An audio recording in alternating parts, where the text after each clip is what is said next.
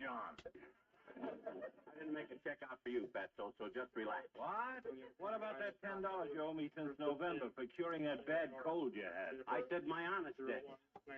I ain't gonna pay that one, boy. Oh, blackmail, huh? Call it what you will. If I don't cancel it, you'll tell all the citizens of Wistful Vista that I saved your life, and they'll run me out of town. No, I ain't gonna pay you on account of it was your fault. I got the cold in the first place. Oh, McGee, how could it be the doctor's fault? Because what give me that cold was I got caught in the rain coming home. Well, If I'd have got home 5 minutes earlier, I wouldn't have got caught in the rain. go on. And the reason I didn't get home 5 minutes earlier was because I ducked into Walt's small shop and had a cup of coffee. Continue. And the reason I ducked into Walt's small shop was because I saw you coming down Oak Street and I didn't want to talk to you.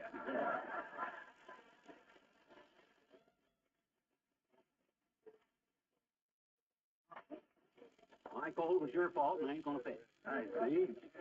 Well, I'd better get off this car before you expect free treatment for the knot on your head, too. I haven't got a knot on my head. You will have if I stay.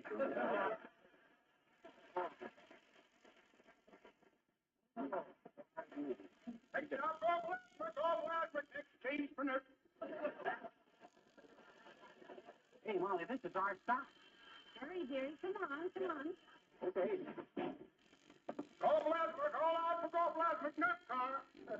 Watch it, Molly. Give me your hand. What's up, please? Take the first bottle of the boy.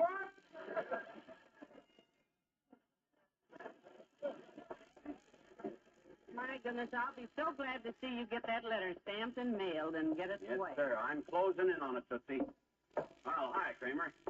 It's me again. I'm out of liar fluid.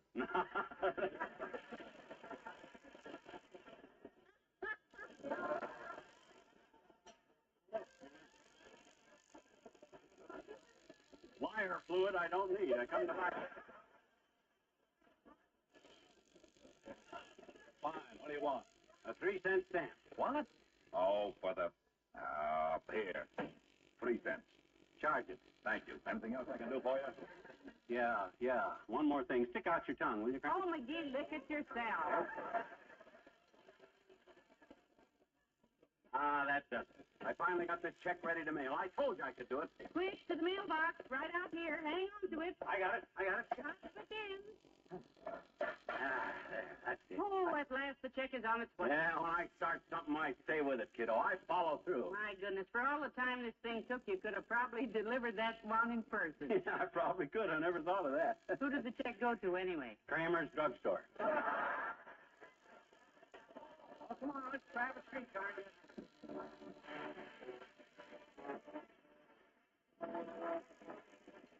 Fibber and Molly return in a moment.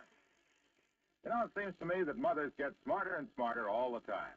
For instance, in the old days, when it came time to wean the baby, some mothers would switch to ordinary bottled milk. They had a time of it, too, because the baby was used to pet evaporated milk. And he had some pretty definite ways of telling Mom that he didn't like any change in diet. Well, these days, mothers don't have that trouble at weaning time. They just keep baby on pet milk, and everything's rosy. Baby liked pet milk in the bottle, he liked it in the glass. And even more important, the very same protective substances in pet evaporated milk that help babies build sound teeth, strong, straight bones, and make sturdy, steady growth helps youngsters through all their growing years. Yes, it's getting so in happy homes throughout the country. Youngsters have safe, easy-to-digest pet milk from the time they're born till they have pet milk babies of their own, which is probably one reason why there are more happy, healthy youngsters today than ever before.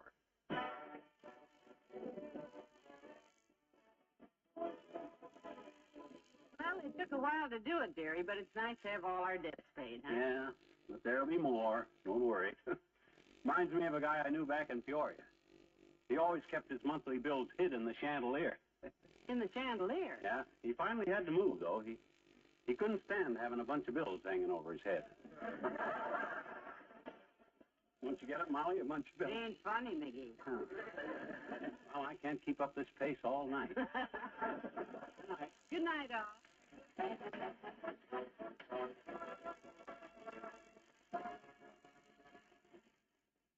The first evaporated milk, pet milk, brings you Fibber McGee and Molly each week at this time. Be with us again next Tuesday night, won't you?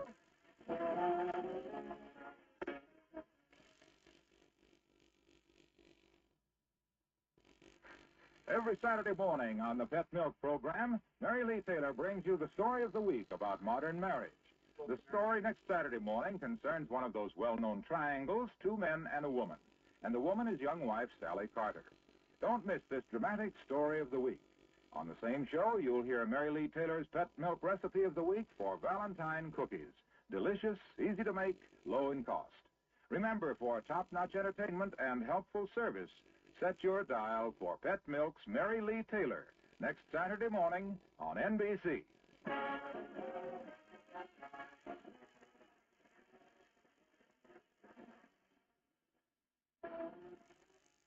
Now, Eddie Cantor on NBC.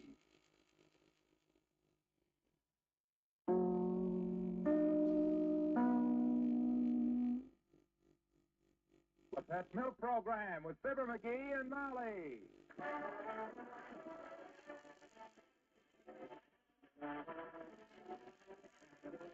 The first evaporated milk, Pet Milk, presents Fibber McGee and Molly.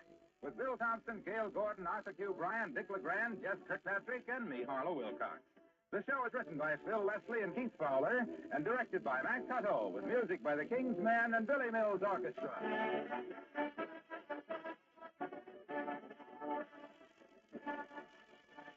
There are times when nothing is quite so satisfying as a good cup of coffee.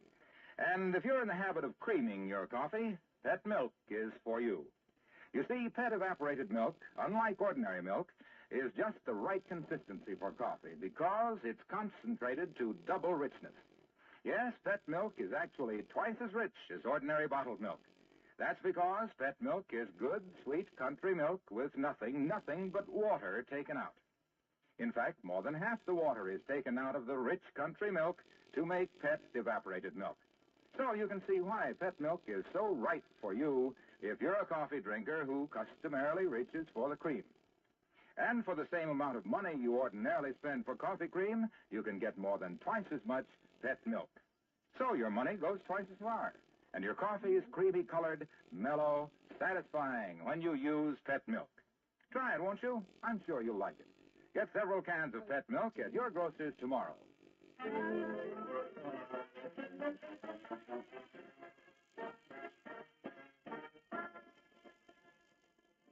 Did you ever try making a braided rug? A lot of work, isn't it? Your husband is busy tearing old blankets and things into strips. You're busy hemming them on the machine. And you're both busy braiding them into a rug. But all sorts of little things go wrong, like... Hey, Molly, unbraid this strip, will you? What's the matter, McGee? I got my necktie braided into it. Loosen it up, quick. Oh, dear. Now, this sort of thing has been going on for weeks at the home of Fibber McGee and Molly.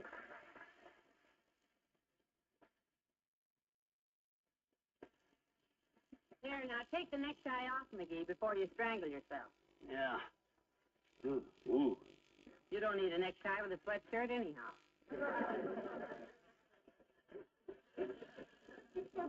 Oh, my neck was cold. It's okay now, though. Hand me some more strips of blanket off the buffet there, will you, kiddo? Thanks. You know, I'm delighted with the way this rug is turning out, dearie. Yeah, me too.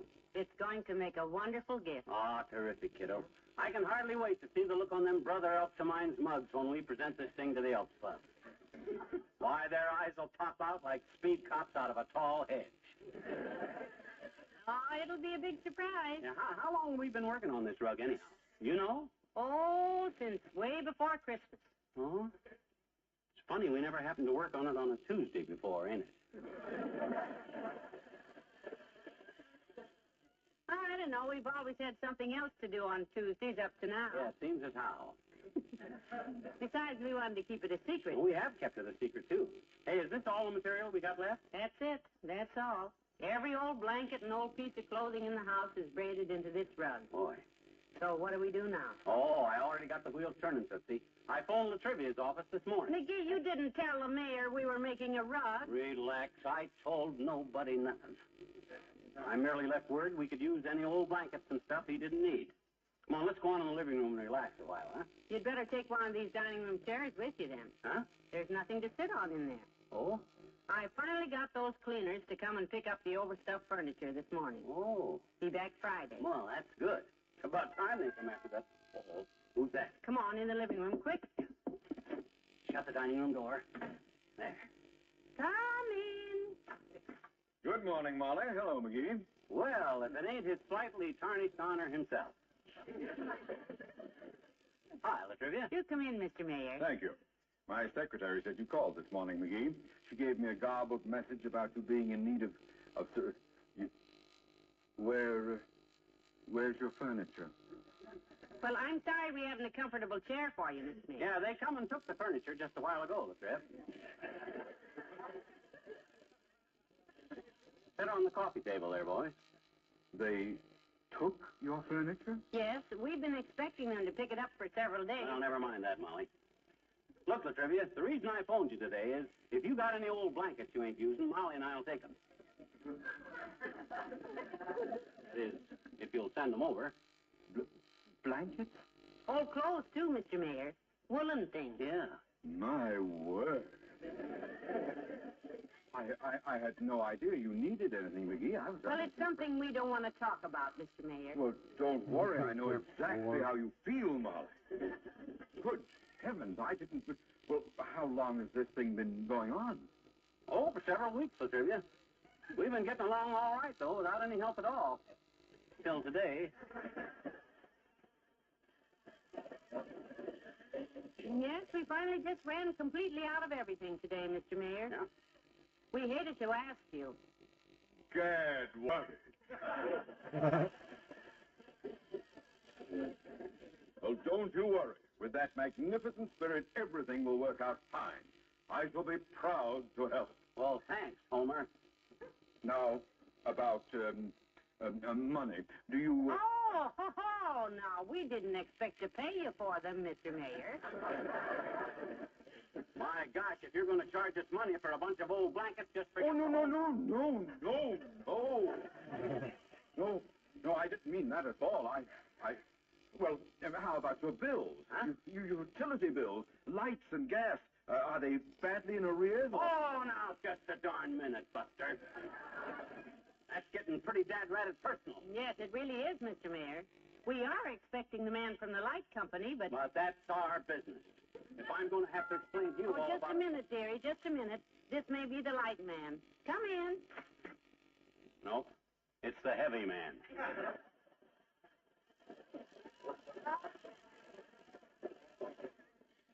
Hi, Fatso. Hello, Dr. Gamble. Hi, Molly. Hello, Short Squirt. Morning, Latrivia. Glad you're here, Doctor. Sorry we can't offer you a comfortable chair, Doctor, but Their living room furniture is gone, Doctor. Oh? it'll be a little unhandy for a few days, but we'll get used to it. Yeah, I'm glad you stopped by anyhow, Doc. You got any old blankets you ain't using? Blankets? What do you want with a blanket? Doctor, let us not pry into the problems of our friends. Oh. No. If you want to be stingy, be stingy. But don't be go prying into our... Oh, now, McGee. Here, go get some chairs out of the dining room for the boys. No, don't open the dining room. Get them out of the kitchen. No, I'll get one. And they can sit on each other's laps. I'll go with you. Oh. I've got some beans cooking out there if you boys will excuse me. Oh, dear. Beans. Probably the last bite in the house. Huh? Now, what goes on here, Latrivia? Where's their furniture? Where do you think? Molly simply said they came and took it today. What? Why, you don't mean... You heard that brave little woman say, don't open the dining room just now? Oh. It's probably empty, too. Great Scott. Don't tell me the boy is that badly off. Blankets, he said he needed. You don't suppose... Why, certainly. You know he buys everything on time. Creditors probably stripped the blankets right off their beds. No. And in this weather. Oh, let's see who that is. Another creditor, no doubt. Yes, you wish to see someone? Yeah. You Fibber McGee? Ah, great Scott, no. Well, are you McGee then? Me? Good heavens, no. What do you want to see him about? Light bill. Well, I got orders to collect it today or else. I'll pay it. How much? No, I'll get it. How much? $4.80. And don't fight, fellas, because... Here, wait. Here's $2. 3. Yes, here's the rest of it. There you are. Oh, well, here's your receipt. Doggone it, I never get to turn them off. 10 years I've been trying to cut off his lights, and he always crosses me up. I never get to turn them off. Oh, this is murderous of you. These poor kids. We won't let them down, Doctor. By George, Well, here's the sheriff you guys to fight over, and what are you muttering about? Speak up. Look, my boy, about those blankets and things. Oh, yes. Do you have some, Mr. Mayor? I not only have some extra blankets, I have a couple of suits that I never wear. I'll send them over. Now, I can find a few things for you, too, McGee. Don't worry, son. You've got friends. Come on, let's trip you. Yes, true friends. See you later. Aren't they sweet, McGee? Now, I'll let you know when I see what they send us, kiddo. Boy, when we get that rug finished, we'll have a surprise for them elks. It'll be the greatest surprise.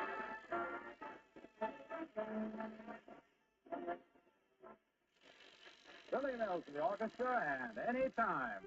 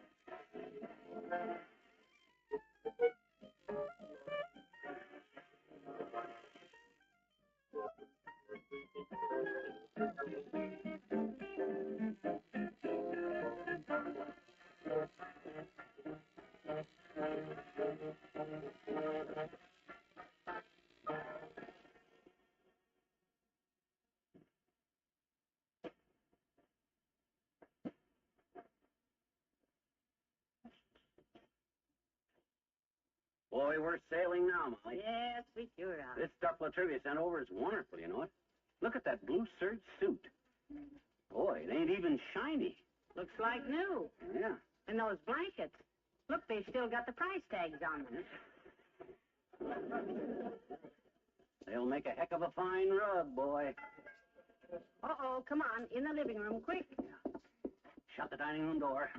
Come in. Hello, Molly. Hello, pal. Hello, Mr. Wilcox. Hi, Junior. Pull up a coffee table and sit down. I'd offer you a chair, but... No. I know, pal. I know all about it. Huh? I just left Doc Gamble and the mayor. How are you kids fixed for pet milk?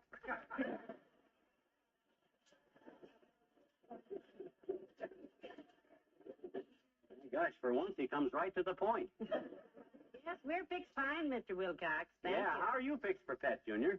Me? Well, naturally, I Because always... you may not know this, son, but the first step to good health is plenty of good, nourishing food. Well, of course, I was just going to say... And your favorite family dishes are always more nourishing when you prepare them with pet milk. Yeah, but... Don't forget them words, Junior. Forget them. Why, pal, I came by... Oh, and those recipes. Did you know, Mr. Wilcox, that on every tall can of pet milk, there's a wonderful recipe for a delicious dish that can be made with that can of pet milk? Yes, but I'm supposed to... Husband-tested recipe, Junior. Husband-tested. Every one of them recipes has been tried and approved by hundreds of hungry husbands. Yeah, but what that's got to do with... Boy, when you've got a row of tall cans of pet on the shelf, you've got an open cookbook looking right at you. Hey, an open cookbook. Hey, that's swell. Oh, and wait till you taste those dishes, Mr. Wilcox. Mouth-watering custard. Delicious meat dishes. Puddings and pies made doubly rich and delicious because they're made with pet milk. Yes. Made from the recipes on the tall can. Wow. Where can I get some? Quick. Where? Tell me. Where can I buy some of that wonderful stuff? At your favorite food store. Your favorite food store, and I'll hold the door open for you. Gee, thanks, kid. Goodbye now.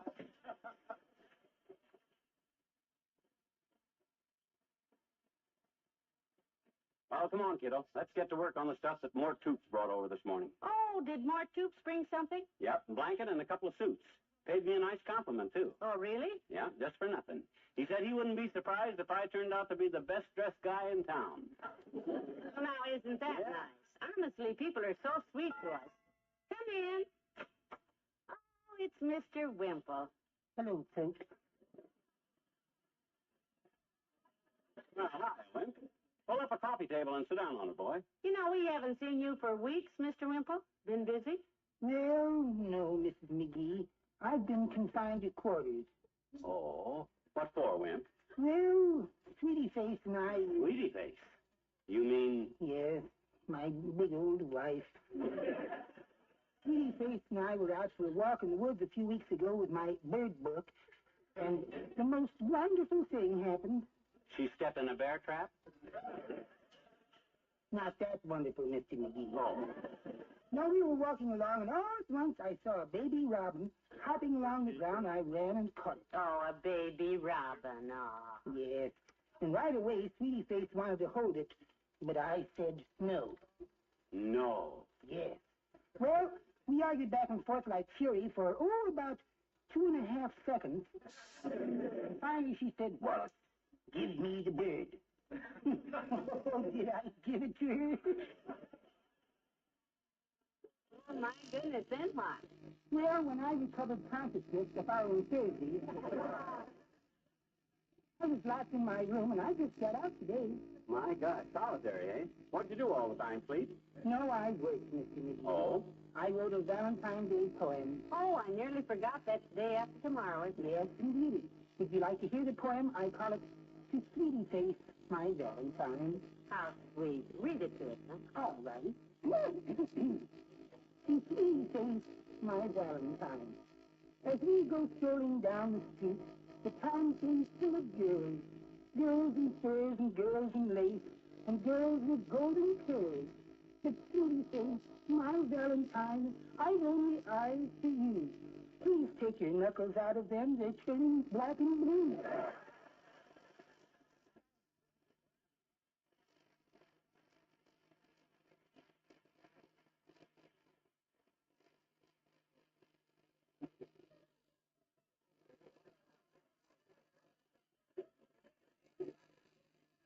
Isn't he sentimental, McGee? Yeah, drippy as an old faucet. Come on back in the dining room. Boy, we got enough stuff here to braid a tent. Look at it. You think we'll get finished with this rug tonight? Oh, never. No. I've got to start dinner in a few minutes. Man, these flannel fractal are sure tough. There.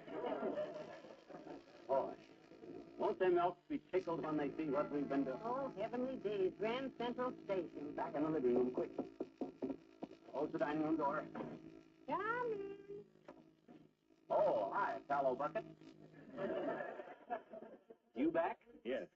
Now, look, McGee, can you use a heavy overcoat? Here, help me take it off. Overcoat? Why, sure, Doc, but gee whiz, that's the coat you're wearing, boy. I've hated it since the day I bought it, Oh? last spring. Wrong shade of black for me, anyhow.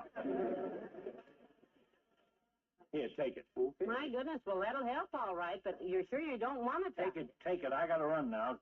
Don't you worry about a thing, kid. Well, isn't that a beautiful coat? Boy, oh boy, look at it. Must be half an acre of wool in it. Isn't Isn't it wonderful the way everybody is bringing the stuff for this braided rug, though? They don't ask questions or anything. Yeah, you know, it's swell. It just goes to show, Molly, the good one does just sort of piles up on one. Yeah. It makes you feel all nice and warm inside, doesn't it? I'll say it does. Hand me Doc's overcoat and that butcher knife. I'll make a rug for them guys at that Elks Club that they'll cherish.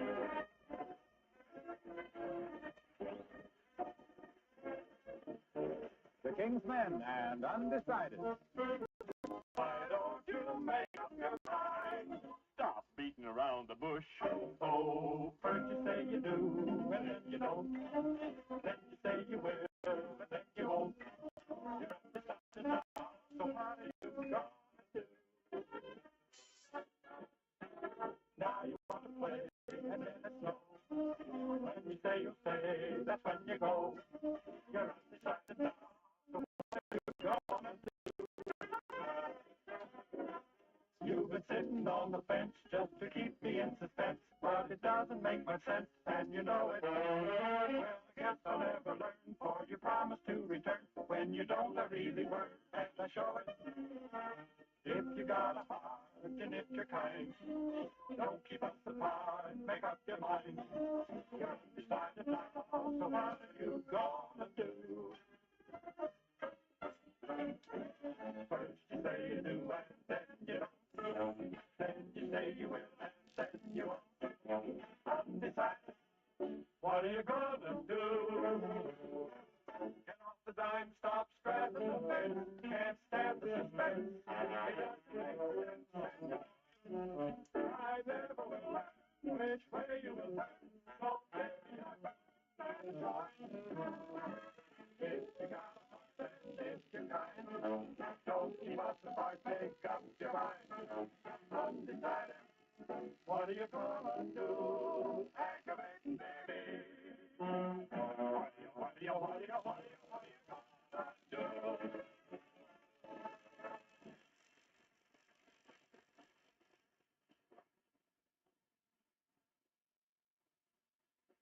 Pour me another cup of coffee, Molly, and let's get back to work on that rug. Well, I believe we can finish it today all right, sweetheart. Hope so. How'd you sleep last night, anyhow? Oh, awful. I was not only braiding rugs all night, but I had a horrible... Come in. Well, hello, Mrs. Hello, McGee. Good morning, Ollie. Oh, hi, Ole. Hey, look, do me a favor, will you? That's what I came by for, McGee, to see if I can help. Well, you can. Call a special meeting for tonight at the Elks Club, boy, 8 o'clock. Get all the guys down there for sure. We have a big surprise for all the members, Ollie. Yeah. And I see what I can do, Mrs. And, McGee, I was talking to my cousin Jorgensen last night. Yeah? He runs big building at 14th and Oak. Yeah, I know.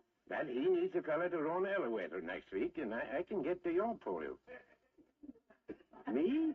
Sure, you could handle it, McGee. Huh? You just push a ladder knob one way to go up and the other way to go down. That's very simple. That don't go sideways, you know. Well, I'm sorry, Ole. I'd like to help your cousin out, but I wouldn't be interested in that kind of money, naturally. Well, excuse me, Mr. Rockefeller. I got the wrong fella, I guess. Well, you better get busy and organize that meeting for tonight, 8 o'clock. I want everybody there because what you got in the bundle? This is just a nice warm sweater that my missus make for me, McGee. Oh. We think maybe you could use it, so I was going to give it to you. Well, what a nice thought. But a fella that don't need a job don't need a sweater. I keep it so long.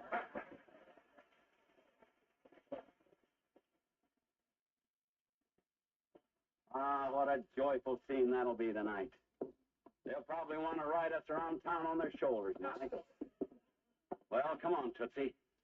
Back to work.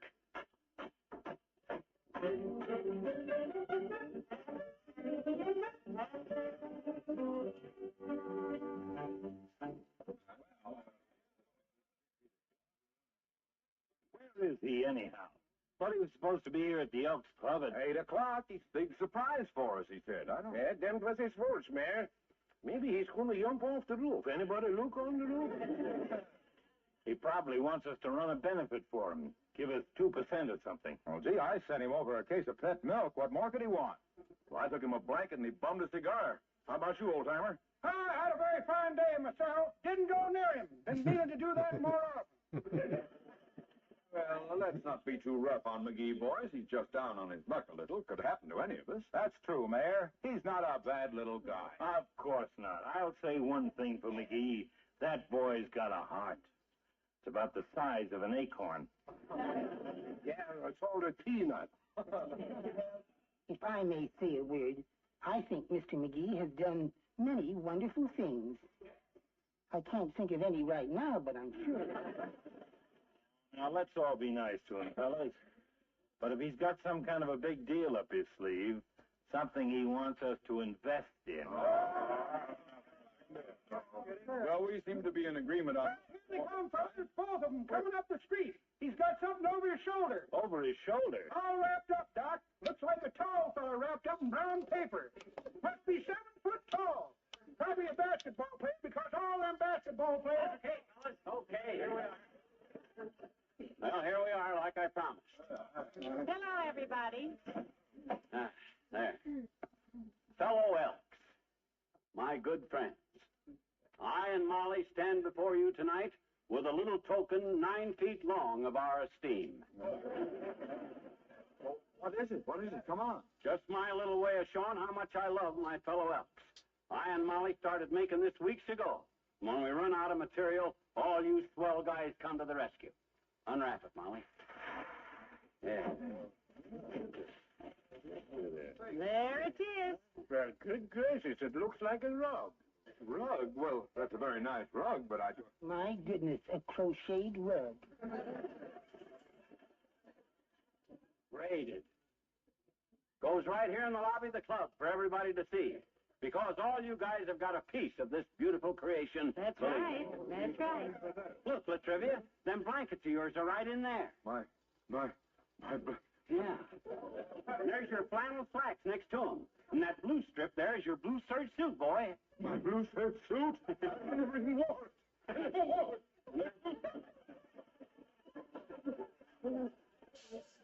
That dark border there.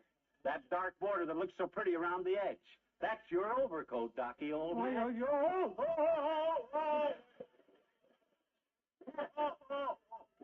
And this is the electric blanket more Toop sent over.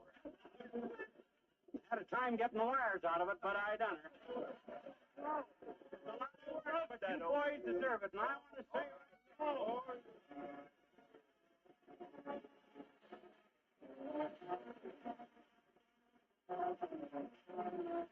Fibber and Molly return in a moment. Next week is National Cherry Week, and if cherry pie is one of your family's favorite desserts, you'll certainly want Pet Milk's special recipe for cherry cream pie.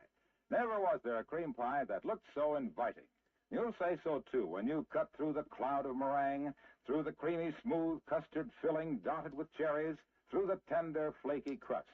And when you taste it, you'll know why this cherry cream pie is the one husbands say is the best they've ever eaten. It's pet evaporated milk that makes the delicious difference. Pet evaporated milk that gives that cream filling its creamy smoothness, its unequaled goodness. For pet milk, unlike ordinary bottled milk, is a concentrated form of good, sweet country milk. Concentrated by evaporation, which takes out more than half the water, but leaves all the natural goodness and richness. The Pet Milk Recipe of the Month for cherry cream pie is being featured right now in grocery stores from coast to coast. Get the recipe tomorrow and treat your family to cherry cream pie made the easy, delicious Pet Milk way. They'll love it.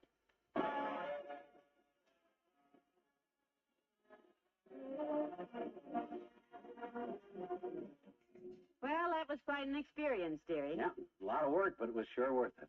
Boy, I'll never forget that scene down at that Elks Club as long as I live. Pretty emotional, all right. Yeah, and look at this telegram that just come for me from all the guys down there. Says, to show how we feel about you, want you to meet us tomorrow for big luncheon. Luncheon? That's what it says, Lynchin, luncheon.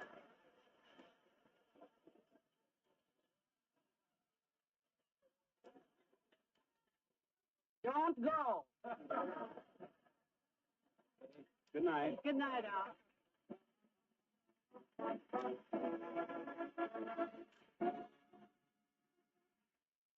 The first evaporated milk, Pet Milk, brings you Fibber McGee and Molly each week at this time. Be with us again next Tuesday night, won't you?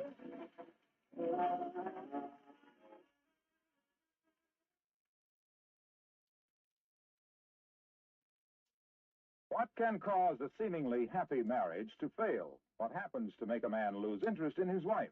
Well, you'll hear one answer to that question in the story of the week, Marriage in Danger, featured on Pet Milk's Mary Lee Taylor program next Saturday morning. In addition to this dramatic story, you will hear the helpful Pet Milk recipe of the week for a one-dish meal rated tops with husbands. Mary Lee Taylor's new easy recipe for pork chops with vegetable gravy. Don't miss this double feature program for entertainment and helpful cooking information. Tune to NBC next Saturday morning for Pet Milk's Mary Lee Taylor.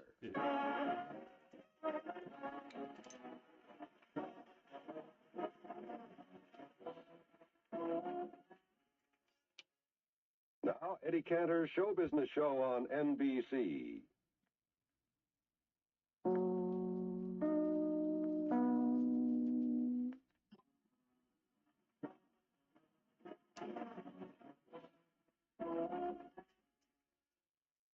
Now, Eddie Cantor's Show Business Show on NBC.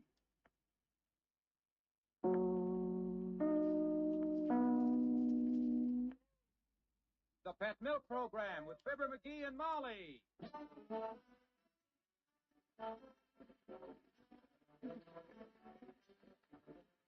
The first evaporated milk, Pet Milk, presents Fibber McGee and Molly with Bill Thompson, Gail Gordon, Arthur Q. Bryan, Dick LeGrand, Tyler McVeigh, Gloria McMillan, and me, Harlow Wilcox. The show is written by Phil Leslie and Keith Fowler and directed by Max Hutto with music by the King's Men and Billy Mills Orchestra.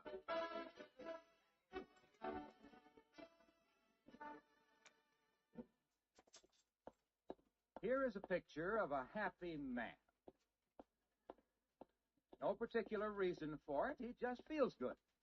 Rambling home from downtown, singing. Shrimp boats come in and dancing tonight. Shrimp boats is coming. The song, in case you don't recognize it, is Shrimp Boats. The singer, Mr. McGee of Fibber McGee and Molly.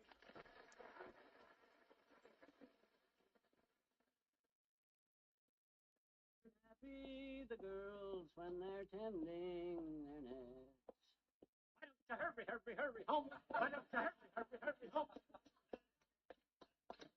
Ah, it's great to be alive. Hi, Tootsie, how's my favorite wife? Fine, dearie. What's new, kiddo? Here's a letter for you. Just came. Oh? Bureau of Internal Revenue. Yeah, shrimp boat. Huh? Oh, my gosh, what do they want? They got nothing on me. I paid my taxes. What do they want? Well, I don't know, dearie, but don't get excited about it. Open the letter up and find out. Okay, I'll open it up, but I don't mind telling you, I'd rather open up an atomic bomb with a dull screwdriver. Oh, this is murder. What is it? What is it, dearie? I haven't read it yet. Let me see, it says, Dear Sir.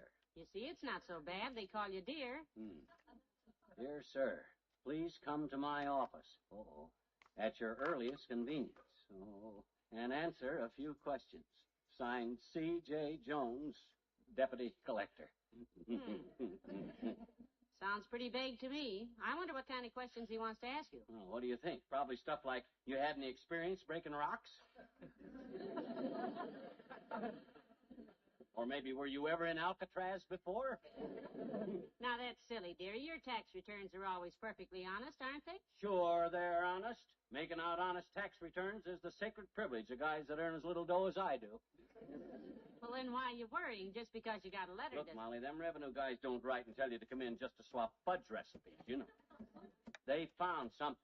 Well, now, maybe you just made a little mistake in your addition. No, that I ain't worried about, thank goodness. Any guy with the type of mathematical mind that I got, that I can add numbers as fast as you can throw them at me, don't have to worry about. Throw me a couple of numbers, I'll show you what I mean. Okay, 17 and 21. 63.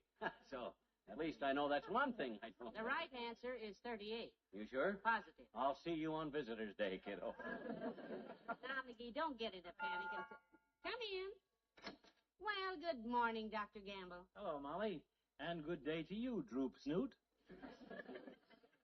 Hi, Ham Stitcher. Pull up a Davenport and sit down, but sit down easy so you don't bust all the springs. You're in your usual charming ill humor today, I see. Why so sour, Puss? Lumps in the oatmeal this morning? No, he got a letter from the tax collector, Doctor. Wants to ask McGee some questions.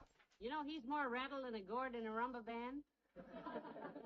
Yeah, but I ain't guilty, though, Fatso. They got nothing on me. They can't prove a thing. I'm not... Why, of course they can't prove a thing. Don't you worry. Betcha. And look, if you need a character witness down there to vouch for you, just call on me. Oh, gee, thanks, Doc, you old man. Would you come with me, Doc, would you? Be glad to. I'll put them straight. Gentlemen, I'll say this lad is not the chiseler that everybody thinks he is. Good. I've often played golf with him, I'll say. That's the stuff. And what if he does pick his ball up in the woods when nobody's looking and toss it on the green, I'll say. Huh? Then pick my ball up and put it in his pocket. Where were you hiding? Behind a tree. Furthermore, gentlemen, I'll say, just because in the last pool tournament, when the game was tight, he shoved the 10 ball in the pocket with his elbow doesn't prove anything. Who told you? Ole. Dirty snitch. And just because his friends count their fingers after he shakes hands with them, just because he wouldn't even play solitaire with himself anymore, just because he won't even... Doctor, please.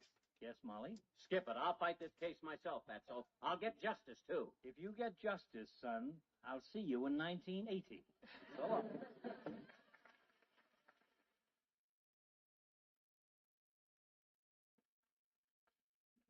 Fine, big, fat friend he is. Cheerful as a carbuncle. But gee whiz, Molly, they can't send me to jail, will they? I didn't do anything to them. No, of course they won't send you to jail. People get letters like this all the time, McGee. Yeah? You know, I remember Uncle Dennis got a letter from the tax collector one time. Yeah? What'd he do? Well, come to think of it, he did 30 days. Maybe it was 60. Oh, my gosh. Well, by George, I ain't going to take this thing lying down. I got proof for all my figures. I got receipts for all my tax deductions filed away. Where? Right here in the hall closet. What? The hall closet? I'll get them out and sort through them. Oh, no, don't open that door, McGee.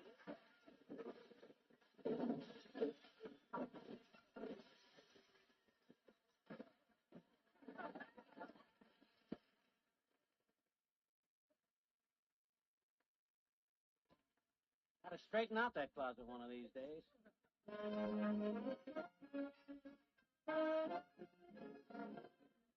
Billy Mills and the orchestra and the little white cloud that cried.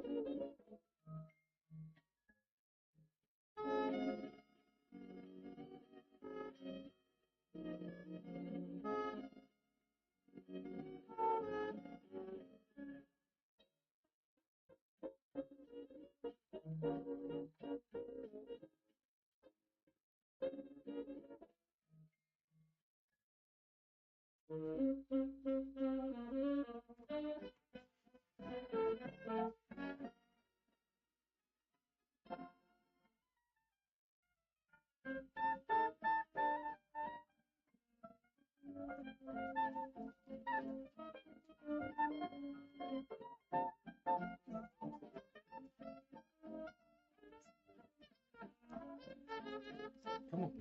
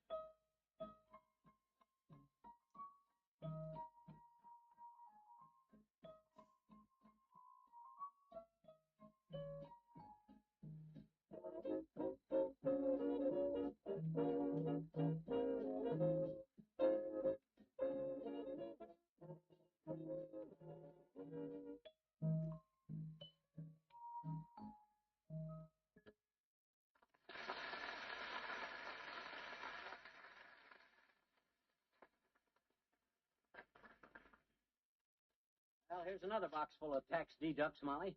Help me sort them out according to years, huh? Heavenly days, what a mess. Now, I'm going to need all the figures I can find when I see that C.J. Jones kiddo. Them tax guys are rougher than sandpaper pants. Well, they struck their match with you, dearie. Don't you get it? Strike a match, sandpaper pants? Ain't funny, Mrs. McGee. Well, we can't all be dynamite. Here's 2 ticket stubs from the Bijou Theater, entertainment. Put them in the 1950 pile. Let's go again sometime. That was fun. Next item is a lunch check from the Ritz Vista Hotel, the Sump Room. That was 1949. That's spelled... Wait a minute. Come in. Oh, hello, Mr. Mayor. Hello, Molly. McGee. Hi, Latrivia. Watch your feet there, boy. I don't want these important documents scattered around. What are you doing? Building a nest for your pet mouse? Or getting ready to line a bird cage? No, Mr. Mayor, the tax collector wants to see him. They're after me, Latrivia. They're closing in on me. They're going to question me. I got all my deducts together here for proof. Well, you don't expect the collector to wade through that conglomeration of parade route sweepings, I hope. Haven't you any books and records, McGee? Books and records? Yeah. Oh, sure. In the way of books, I got Black Beauty. The Rover Boys on Relief. Tom Swift and his electric grandmother. And a copy of Forever Amber that Molly put a padlock on. I didn't mean And that. for records, I got Cohen on the telephone, the 2 black crows, and I wish I could shimmy like my sister Kate, played by Saxy Shapiro in his Hot Hawaiians. Why are you interested in my books and records?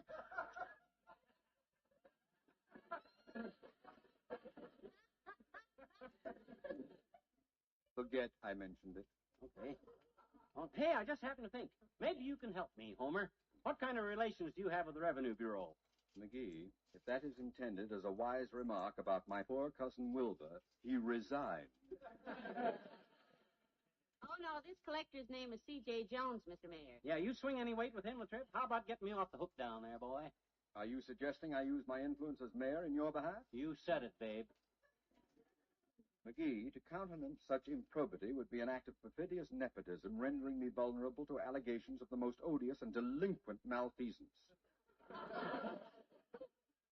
Could you hit that with a hammer and give it to me in chunks? I won't use my influence. Oh, that's what that means. That's what it is.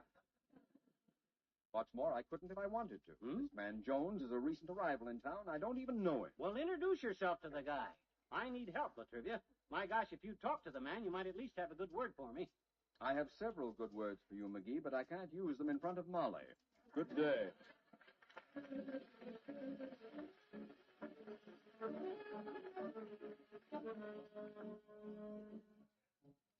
Well, this is the last box of deducts, Molly. Almost all sorted.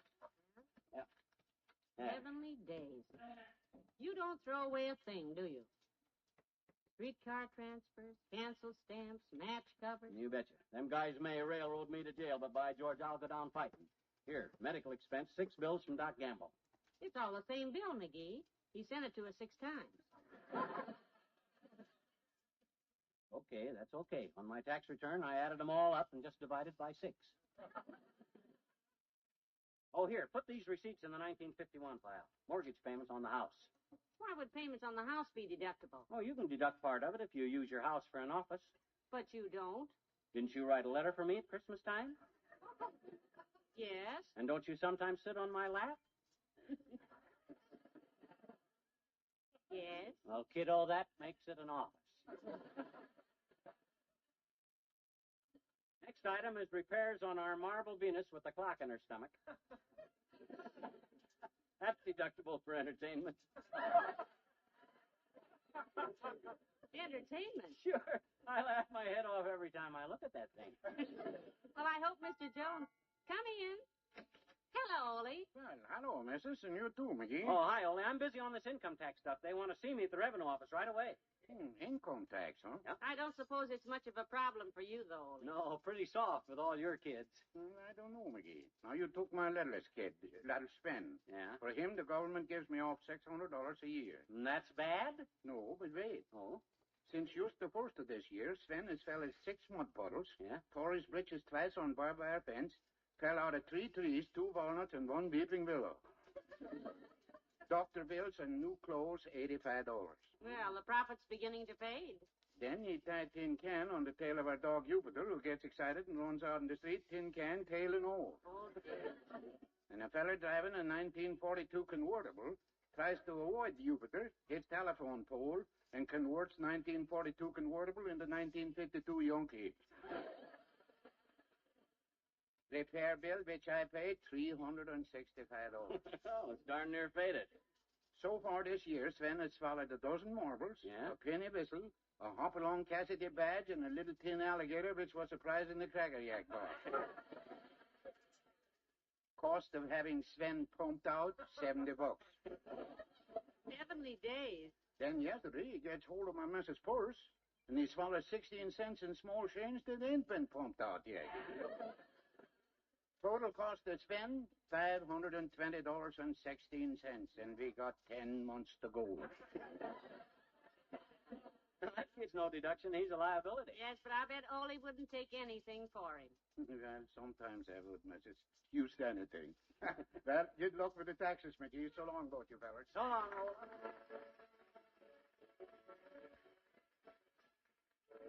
The King's Men and Pittsburgh, Pennsylvania.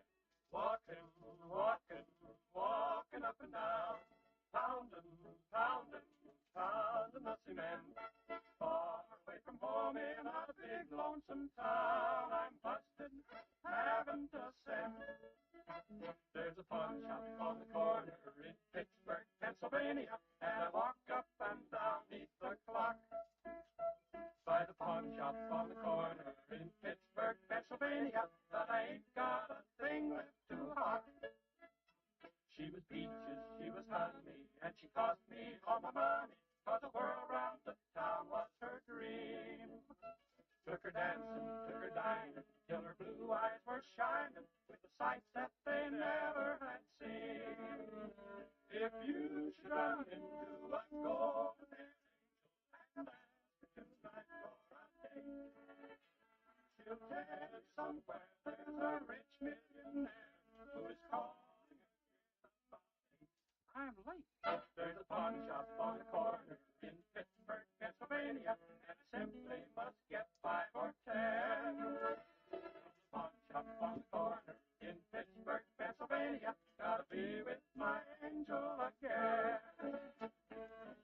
They've already got such an awful lot of what I used to own. I even tried to hawk the phone last night.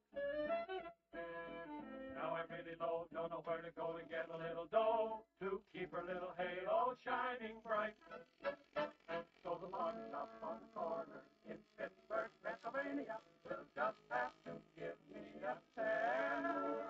On a 1 call for filling to satisfy this mania, gotta be with my angel, and then I'll feel like a million again.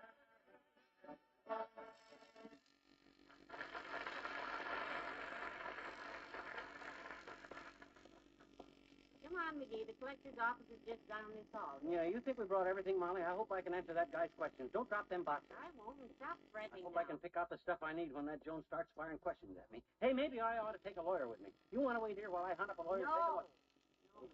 No, come on now. Mr. Jones isn't going to have you shot at sunrise. No. His letter merely said, "Oh, hello, Mr. Oldtimer." Hello there, kids. Where you going? No place? I got a note to see the tax collector. Wants to ask me a few questions, old-timer. Uh-oh. Too bad, Johnny. Sorry, Papa ain't still a tax collector. I could put in a word for you. Yeah, who'd he collect for, state or federal? Nope. Papa just freelance, son. Work for yourself. Got him a badge that said collector and worked the small towns mostly. He done real good, too, Papa did, till the government moved in and ruined it. Arrested, did they? Worse than that, daughter. They started sending out their own collectors, and the competition got too tough. Papa wrote a nasty letter to Congress about the government competing with private industry, but they ignored it. Well, he's lucky they did. I wish they'd ignore me. Tried to give them collectors quite a one for their money, though. He did, eh? When the Fed started asking people for 10%, Pop cut his rate down to 5%. Really out for business, was he? The government wanted people to fill out a lot of forms. Papa told his customers they didn't need to do that if they took off of him. Just drop their taxes in his hand. Very simple. He must have been. Well, Papa always claimed competition was a healthy thing for business, too, kids. That proved it, too. Yeah? Now Papa retired, the government's got a monopoly on taxes, and just look how the prices went up. My Bessie was saying to me yesterday, Oh, say, how is Bessie these days? oh, just fine, daughter. She's waiting outside for me now. I'm on my way to the license bureau. No kidding. You're finally going to... Made up my mind yesterday, Johnny. Oh, fine. I says, Bessie, Bessie, I says, when my boy gets to my age, he don't like to be alone anymore. That's right. Says, well, he needs a companion. Someone to be with him always, Bessie, I says. Someone to share his joy and his sorrow. Yeah. So what did Bessie say? Johnny, I never seen Bessie so tickled. Yeah. She'd been wondering when I was going to think of that. Well, good. Drove me down here to get the license. Oh, that's wonderful. So you're finally going to get married. Hey, married? Well, no, daughter, I'm going to get me a bird dog. Dog license sure is... Hey, you don't think Bessie thought I meant... Oh, I better run, explain to her. No, I better just run. Oh, my goodness.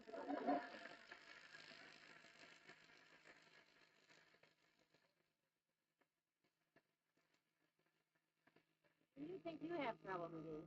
Well, here's the man's office. Come on. You sure it's the right office? Well, it says Bureau of Internal Revenue, C.J. Jones, Deputy Collector. Look, maybe I ought to run back home and phone for an appointment. Maybe he's... McGee, the note said at your convenience, didn't it? Yeah, but... Okay. Just remember, Molly, whatever I done wrong, I done it for my little wife. You're sweet. I'll write to you every day. Yes, sir?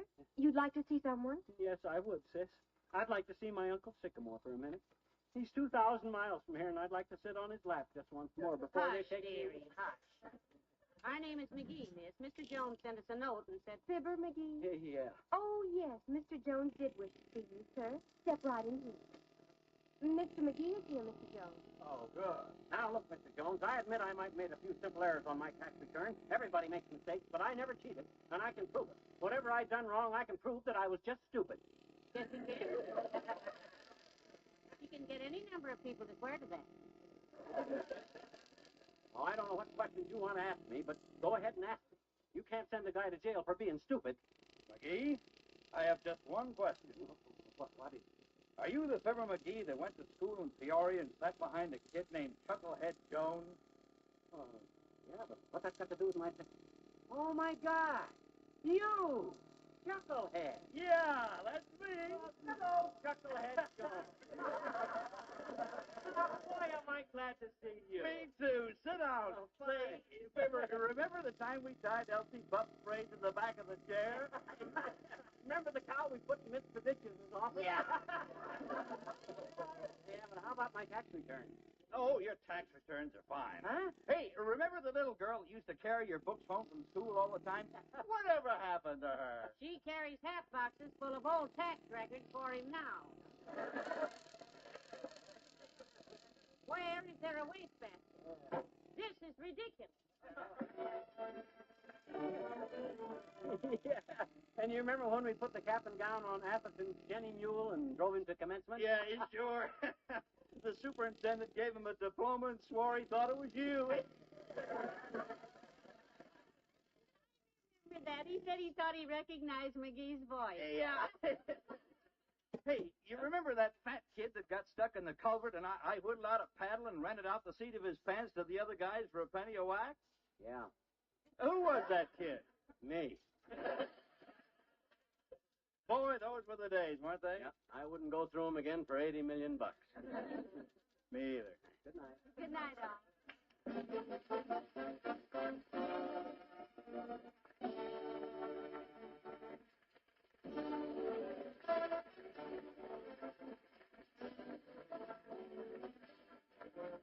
The first evaporated milk, Pet Milk, brings you Fibber McGee and Molly each week at this time. Be with us again next Tuesday night, won't you?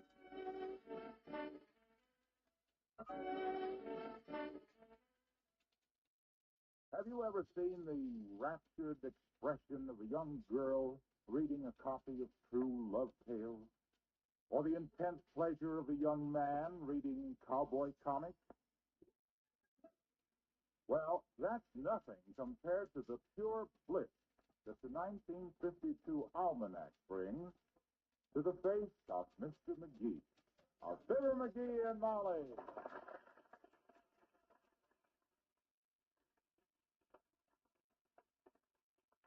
Hoganburg, Kansas. Population 4,237. Honeyville, Alabama, 6,845. Horse Creek, Wyoming, 2,999. Gee, this is great stuff, kiddo. You know what, this almanac? Well, frankly, it does very little for me. What's so thrilling about the population of those little towns? Well, now you take that last one. Horse Creek, Wyoming. 2,999. Yes. Just the fact that I live in Wistful Vista instead of Horse Creek is the only thing that keeps them from hitting the 3,000 mark. I tell you, it gives a man a feeling of power. Well, now, if that's what you want, put away the almanac and get out the vacuum cleaner. When you turn that on, you can feel the power surging right up your arm. Oh, I'm afraid you don't appreciate the almanac, Mommy. What a book. Filled with fascinating facts and fabulous figures that furnish fine food for a fellow's feeble faculty. Listen to this. It says February the 26th is Pancake Day, which is supposed to celebrate the good effort. Hey, what day is this? February the 26th? My gosh, this is Pancake Day. It's been Pancake Day ever since we got up this morning. Well, maybe we should have stayed in bed. I must have had a hunch, kiddo. Something must have told me it was Pancake Day when I asked you to cook me that 4th stack of wheat for breakfast. Anyhow, we ought to do something to celebrate a day like this. Well, would you like me to mix you another batch? While you ate them, I could wave a flag. I don't mean just us. Everybody ought to celebrate Pancake Day. It ought to be a national holiday. Oh, McGee, now I'm as fond of pancakes as anyone, but I can't quite see closing the schools in their honor. Oh, you can't, eh? Well, that's on account of because you haven't studied this fake country like I have background.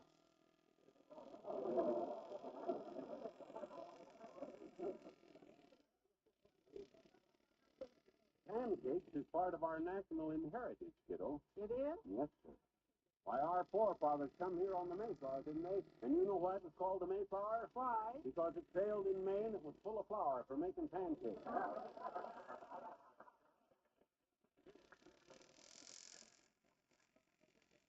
all our great ancestors made history with one hand and pancakes with the other.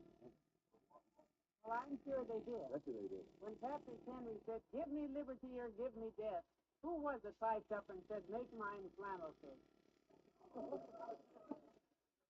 I don't know who. Nobody. Oh. So let's not start now. You just calm down, dear. How can I calm down? Here we got a great occasion like this, and Wistful Vista ain't just doing a thing about it. I'm going to wake this town up. I'm going to call Mayor LaTribby and tell him to declare a holiday. Oh, Mickey, don't start a lie. Hand me the phone. Thanks.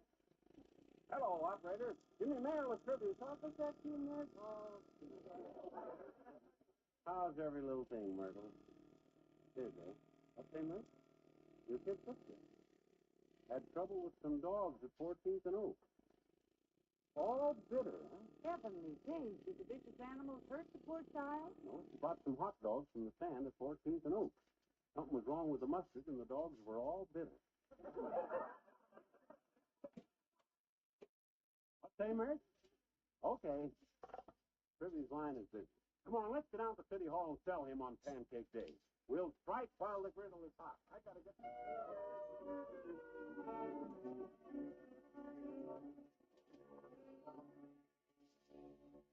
Well, that's the pitch, Latrivia. You grasp my idea about Pancake Day? I grasp it, McGee. Good. Now tell me if I can count on your help, and don't shilly-shally. What's your answer? No. You could have shillied for a few more shallies than that. I want nothing to do with another special day, McGee. Believe me, I've had my fill of them. Oh, are there many special days, Mr. Mayor? Literally hundreds. The turtleneck sweater day, drink more persimmon juice day, and see your dentist twice a day day. Heavenly days. Hardly, Molly. Last week, for instance, the Wistful Vista Delicatessen Association persuaded me to take part in Liverwurst Day. The memory still haunts me. What happened, Mr. Mayor? Well, there was a ceremony at the City Hall. A small child, representing the spirit of Liverwurst, came forward clutching a 10-pound slug of the stuff in her tiny hand. Cheers for the mayor. I made a brief speech of acceptance and sat down. What's so bad about that? While I was talking, the child had grown tired of holding the liverwurst and placed it in my chair. Well, that was terrible. Oh, I ain't talking about liverwurst, Kirby. I'm asking you to support Pancake Day. Are you still going to turn me down?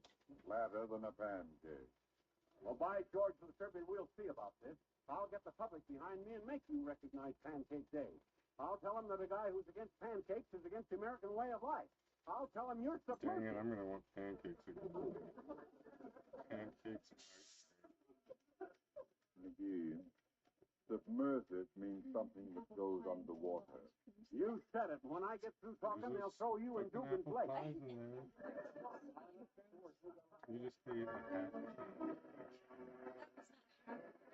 Okay, Molly, let's swing into action. That's too big. Grab a pencil, kiddo. Fast as I think up stuff for Pancake Day, you write it down. But, dearie, you heard the mayor say he won't go along with it. You can't fight the City Hall. Oh, who needs the mayor? More sweet. We'll find out if the people of this town are going to let that guy scoff at the sacred memory which the men that made this country great couldn't have without plenty of pancakes, because of Pancake Day he ought to realize, I thought, what did I start out to say in the first place? Who needs the mayor, you said? Nobody. Get your pencil ready. First thing I'm going to do is I'm going to organize a parade. That's what I'm going to organize. You don't like it. Everybody loves a parade, don't they? Sure they do. Not only that, but I'll lead the parade myself. That'll do it. Hey, I just remembered something. Where's Uncle Dennis's old baton? The one he always leads the St. Patrick's Day parade with. You mean that 3-foot length of gas pipe that he put a pool ball on one end of it and a cork in the other and painted the whole thing green? Come on. Last time I practiced with it, it had a bad gurgle in it. But I think Uncle Dennis drained it at the last parade. Ah, poor Uncle Dennis. He wasn't very well, you know. He had a lot of colds that year. Oh, he sure did. He was always taking shots. 2 or 3 before breakfast. Set him up. Now, let's not get into a discussion about Uncle Dennis. Okay, I'll write that down. But let me see now. The next thing is decoration. The whole town ought to be decorated for Pancake Day, of course. Pancakes in all the store windows, pancakes hanging from the lamp posts, pancakes draped over the streetcars. You got that down? Got it. Say, who's going to make all these pancakes? Well, as the wife of the sponsor of Pancake Day, my dear, you may have the honor of... Hey, what you doing? Scratching that one out. Oh. Next idea, and this one's a pip. You know that skywriter we see over town all the time? Yes, but what that... Well, we'll get him to go up about 5,000 feet. We'll get him up about 5,000 feet and write, look out, here it comes. And then he'll dump out a barrel of pancake batter. I'll scratch that one out, too. Well, what you got wrote down so far? A parade. Yeah. And boy, what a parade. Yes, you have 2 people in it so far. Us. But wait, Molly. Wait till you see me strutting down Oak Street, twirling that baton, and leading the Elks Band in some fast number dedicated to Pancake Day.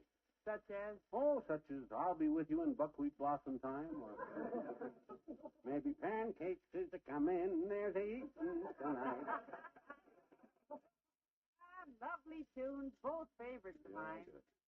All right, I'm down. I'll get the Elks Band, the Boy Scouts, a bunch of women carrying skillets. Call Debbie Lynn.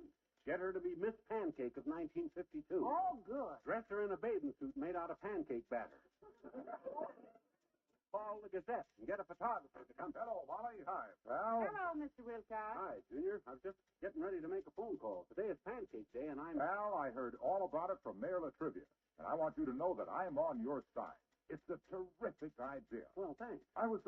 enthusiastic that I sat right down and wrote a poem in honor of the occasion.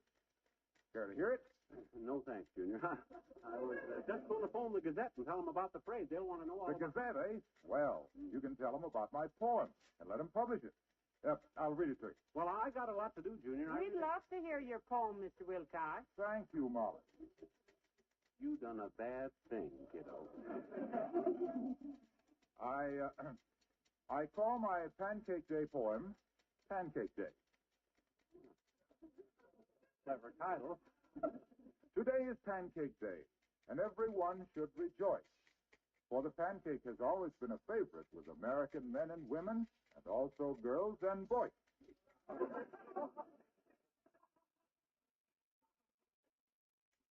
That's a poem? Well, the rhythm is a little unusual, pal. It's free verse. Well, I should hope it's free if you tried to charge anybody for that stuff. Go on, Mr. Wilcox. All right. Pancakes made with pet evaporated milk are just like the ones that used to be made by mother. They always turn out tender and golden brown and just as light as a feather. You sure you wrote this, Junior? You sure you didn't steal this from Shakespeare? Shakespeare is dead, pal. Oh, well, some guys get all the break. Well, let's hear the rest of it, Mr. Wilcox. Making her pancakes without pet milk is something the smart cook avoids. She mixes her batter with 2/3 of a cup of water and of pet milk, also 2 soys.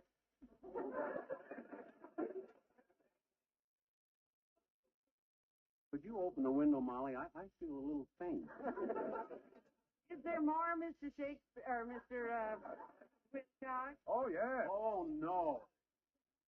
Yes. So let us celebrate Pancake Day. And if your friends don't know about it, let us send them messages. And don't forget that pet milk pancakes are good with jelly or marmalade or little pork sausages.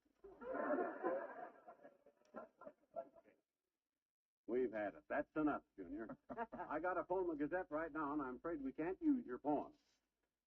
You don't like it? I can answer that best with a hunk of my own verse. Poets ought to be respected, even if the stuff they write sounds like it was wrote when they were drunken. But if Harlow Wilcox is a poet, then I am Abraham Lincoln.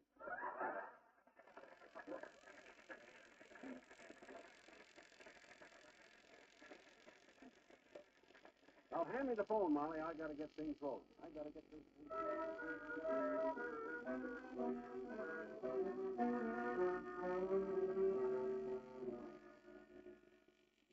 Where you been, Molly? I was hollering for you. I've been at the grocery store. Well, Why? the telephone's been jumping the last hour, Sister. Really? I got the Elks band lined up, the Lions Club, the Boy Scouts, the Girl Scouts, the Sea Scouts.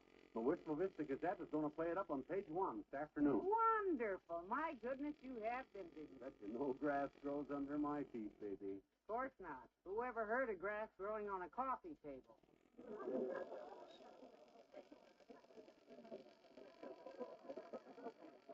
Take them off of me.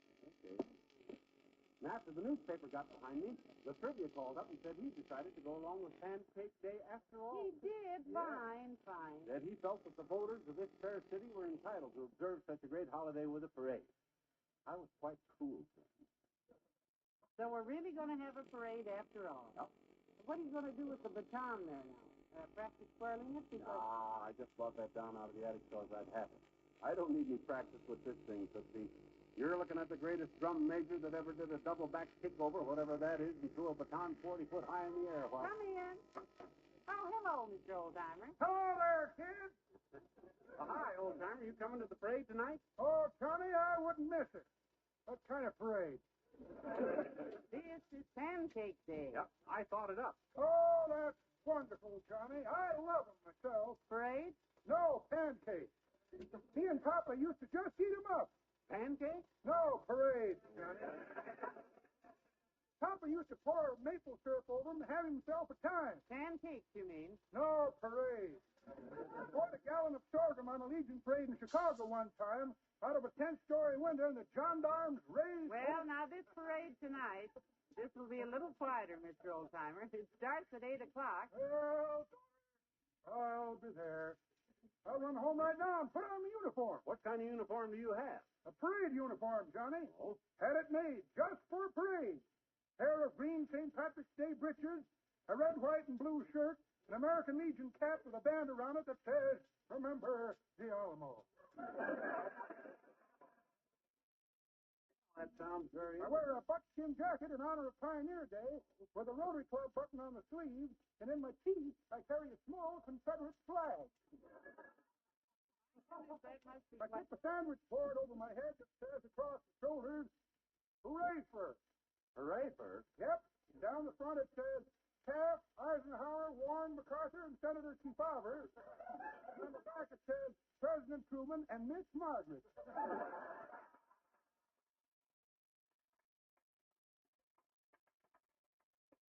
My goodness, that sounds very fetching. Well, it may not look so pretty, daughter, but it gets me invited to lots of parades. I'll see you there, kids. So long.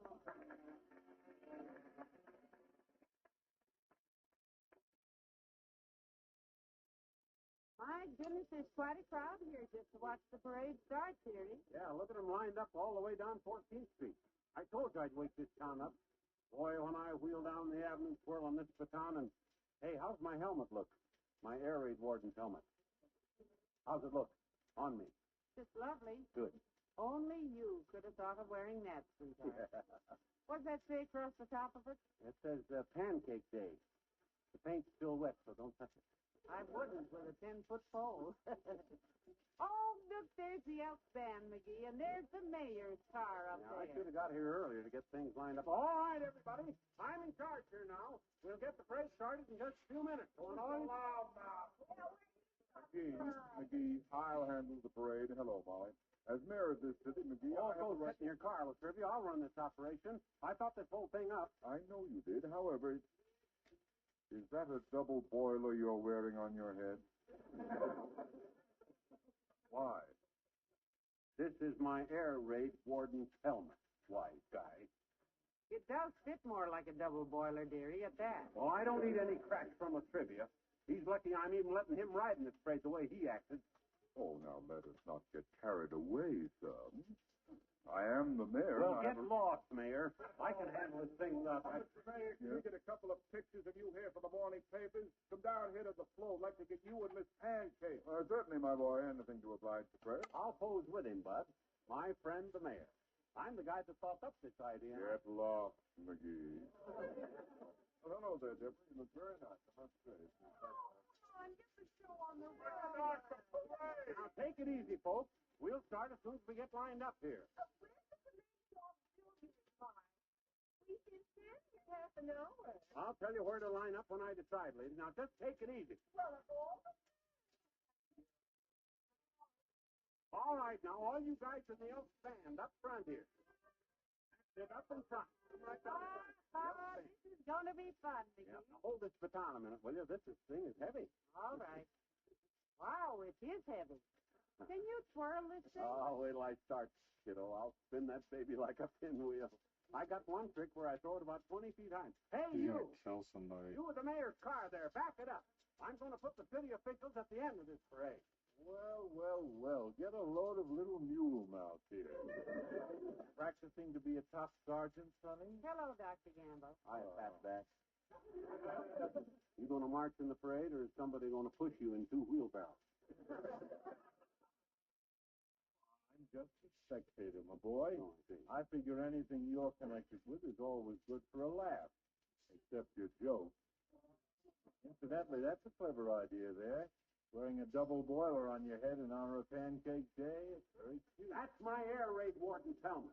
I'm getting tired of cracks. Oh, hi, Wimp. Hello, Mr. and Mrs. McGee and Dr. Gamble. Hello. Wimp. Isn't this exciting? Yeah. I love parades, and I always...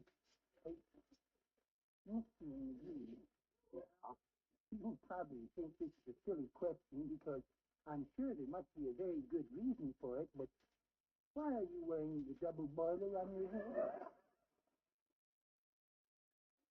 Granted, I ain't wearing a double boiler. This is my air raid warden's helmet. Excuse me. Well, Well, you can't. See, Wallace, he wears the air raid warden's helmet because this is Pancake Day. God damn, I want He's afraid the pancakes Whoppers really bad. may fly over and bomb the parade. I'm not even hungry. All right, folks, let's change the lineup now. I want the band in front, see? Then the folks with Big Pancake comes next. But Hey, you there, the Rotary Club group. don't eat it with Move that back ice. in behind the ladies' auxiliary. Gee, why don't you leave them where they are? It looks all right to me. I gotta show 'em who's running this thing, Molly. My gosh, I can't let them just march any place they please, can I? No, not there, you guys. You from the Chamber of Commerce. Move back behind the Lions Club. Oh, you better line up in front of the Ladies Club. Don't put the Girl Scouts there. That's it. Oh, for heaven's sake, McGee, start the parade. You'll have a riot here if you don't stop this thing soon. I'll handle it, Miss Trivia. He'll handle it, Mr. Mayor. Quiet now, folks, quiet. As the man who thought up this idea, the inventor of Pancake Day in Wistful Vista, I shall now take my rightful place at the head of this parade. Here goes history, Molly. Hand me my baton. Here you are, sweetheart. Good luck. Yeah. How's my helmet fit? Like a double just fine, dearie, just fine. All right, band. You all set? Okay, now watch me closely. I'll spin this baton once, throw it up in the air and catch it, and off we go. Well, here she goes. Yes. Look how high he threw it. I can't see. Oh, it's coming down. He doesn't seem to see it. McGee, watch it.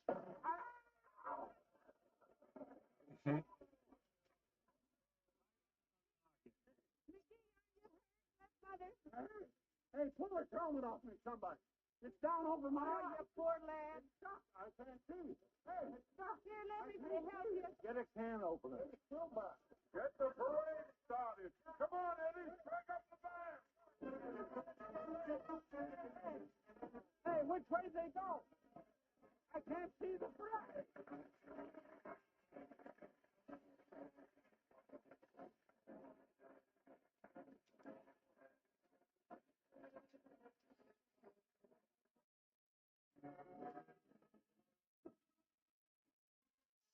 No matter how gray the world looks when you get up in the morning,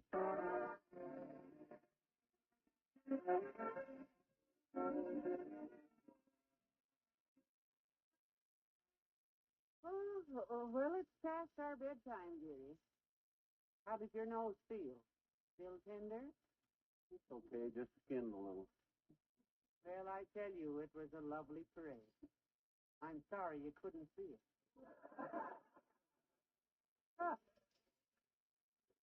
Different.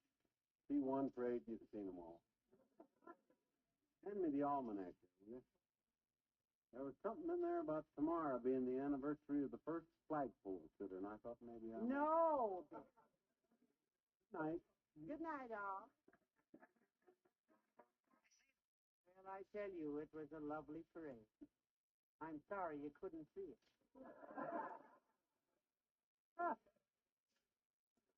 Different. See one parade, you've seen them all. Hand me the almanac, will you? There was something in there about tomorrow being the anniversary of the first flagpole sitter, and I thought maybe I... No! Night. Good night, all. The Pet Milk Program with Fibber McGee and Molly.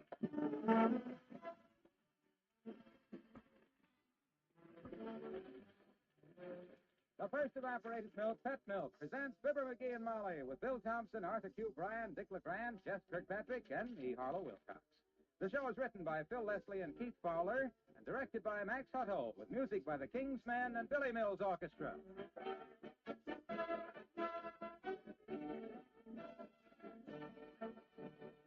You know, there's always a note of pride in a mother's voice when she says, "My baby's a pet milk baby." And it doesn't take long to discover why. There's the baby's steady growth, for one thing. Look, she will say, he's grown 2 inches.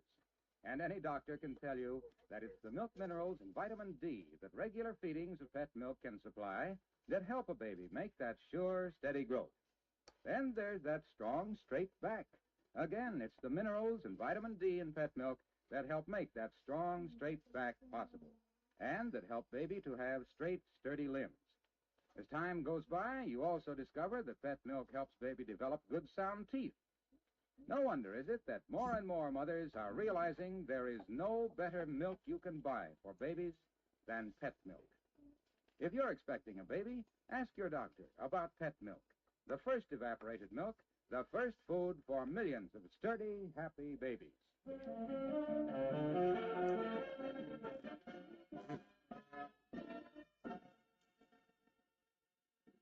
The two most destructive things in American homes today are termites and husbands who think they are carpenters.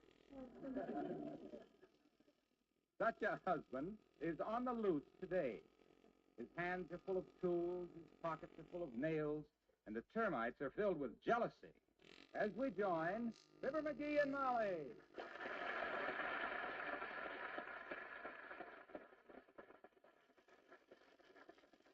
So I brought my toolbox up from the basement, and I'm raring to get to work. Uh-oh. Today's your lucky day, kiddo. Old Dad's in a fixin' mood. What's busted? My dreams of a quiet morning. Everything's in fine shape around here, McGee, so just put the tools back. Oh, now, don't you be bashful about asking me, baby. No job is too big for me, for you. I want to drive nails. I want to bore holes and stuff. I want to saw wood. Good. You stretch out in there on the sofa and saw wood a while. No, I got to work off this energy, Molly. Well, there is one thing you might fix, McGee. Good. The back steps. That top step has been loose for ages. Oh, is that all?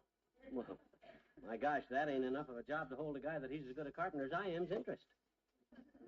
Well, it'll be a big favor to me, McGee, especially for the grocery man. Yeah, why? Did he take a flop on that loose step again? Every day. Oh? I understand that in the grocery trade, this place is known as McGee's Flop House. Well, lead me to it, Tootsie. I'll soon fix that. Honestly, though, his falls have begun to follow a pattern. Yeah? Yes, sir. Every morning about this time, he comes up the back walk with my order, and he always hollers, "Grocer boy!" Huh?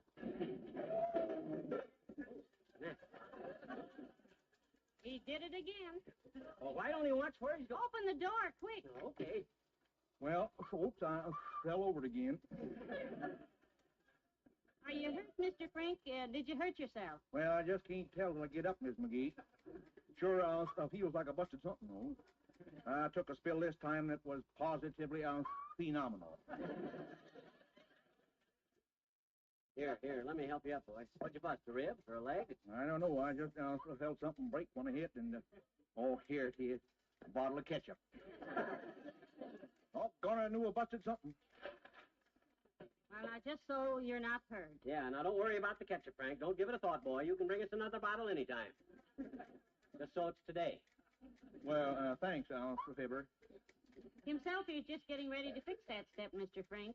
So the next time you come, be careful. Yes, ma'am. Taking that tumble was my own fault, though. I've stumbled over that loose step at least 40. Well, enough to know better.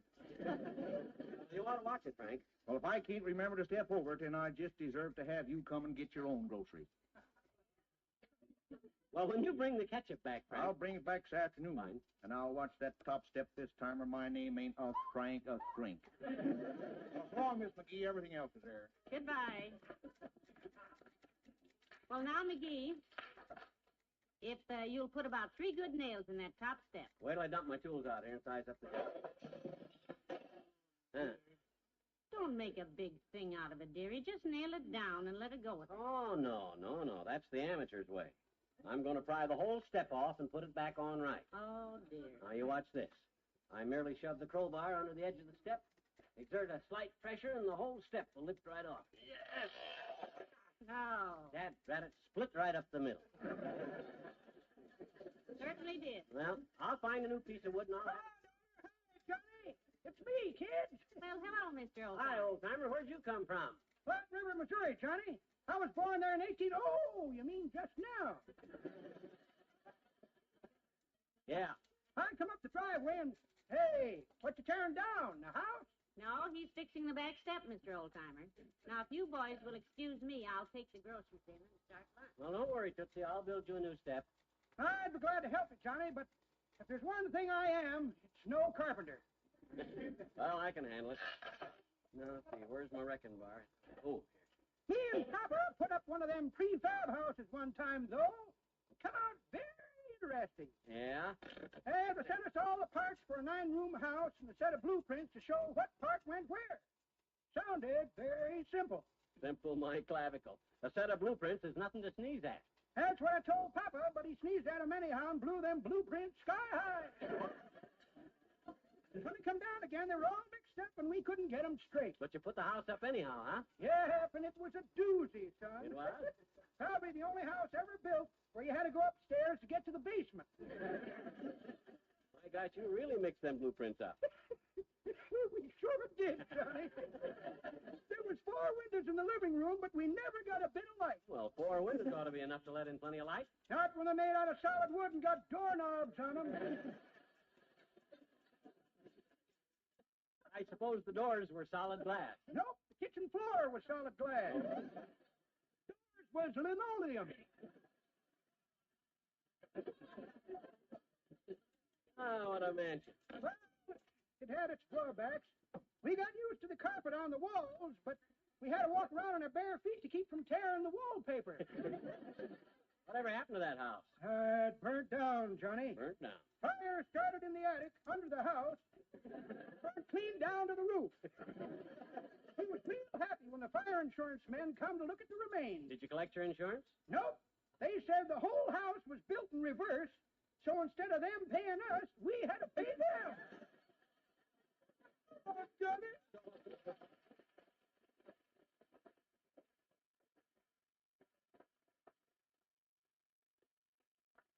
Well, now he's gone. I can hunt up some wood and build a new step here. Now, see, I need a piece about 4 foot long, 12 inches wide, so that...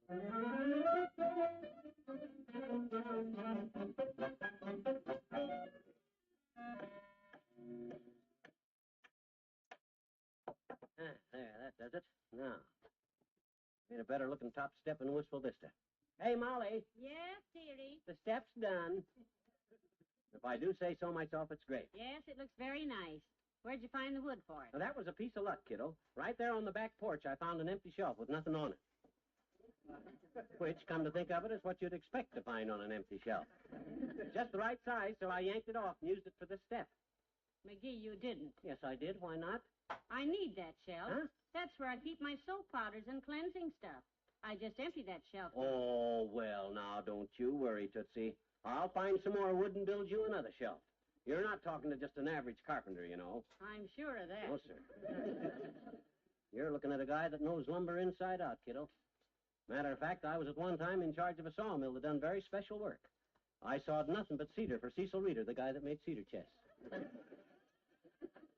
didn't know you ever ran a sawmill, dearie. I never told you about the time I sawed cedar for Cecil Reeder, the Cedar Rapids cedar chest man. You never did. Well, sit down, baby, and I will. You see, Cease Reeder was a leader in cedar, and the cedar for Reeder's cedar chest had to be sawed just so. I see. Now, I had me a sawmill where I sawed out cedar seesaws. And when Cease Reeder first seen me sawing, he said he'd saw cedar sawed by sawmill from Cedar Rapids to Seattle. But he'd never saw a cedar saw or saw up cedar like I sawed cedar before. Well, sir, I wish you could have saw the scene at the sawmill that season. Because while I sawed cedar, Cease Reeder sipped cider, and between the cedar sawing and cedar sipping and the cider sipping, I just got so confused. If you relax, and I'll build you a brand new shelf.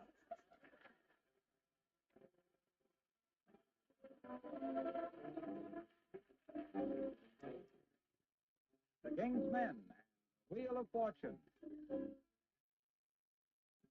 The wheel of fortune around. Will the arrow point my way? Will this be the day? Oh, wheel of fortune, please don't pass me by. Let me know the man. Kiss in the sun, while the wheel is spinning, spinning, spinning. I'll not dream of winning fortune or fame, while the wheel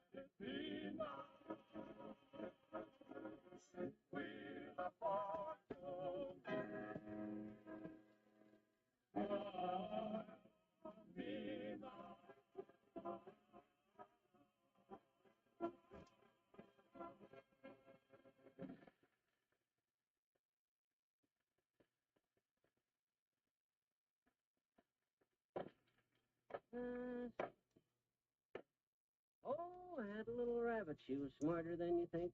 Her children wear expensive coats 'cause their mama married mink. Oh, the monkey and the coconut. Hey, Molly. Shelf done. How's it look? Snazzy, huh? Well, it looks fine, dear. Good. You found a nice piece of wood to make it with, I think. Found it in the basement. Must have been pretty good wood because somebody took the trouble to wrap it all up in white cloth. It was wrapped in white cloth. Yep. And you saw the Don made a shelf out of it? I cannot tell a lie. I did it with my little hatchet, saw, hammer, chisel, screwdriver, and a few nails. That was my ironing board.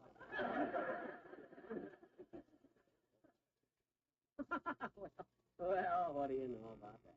Well, I'll just have to build you a new ironing board, Tootsie. And you're the girl that didn't have anything to fix around here. Why, there's enough work here to keep a carpenter busy all day. Come in. Out here, Dr. Gamble. Oh, hello, my dear. And greetings to you, Super Skull. Super Skull? You mean big brain? No, I mean fat head.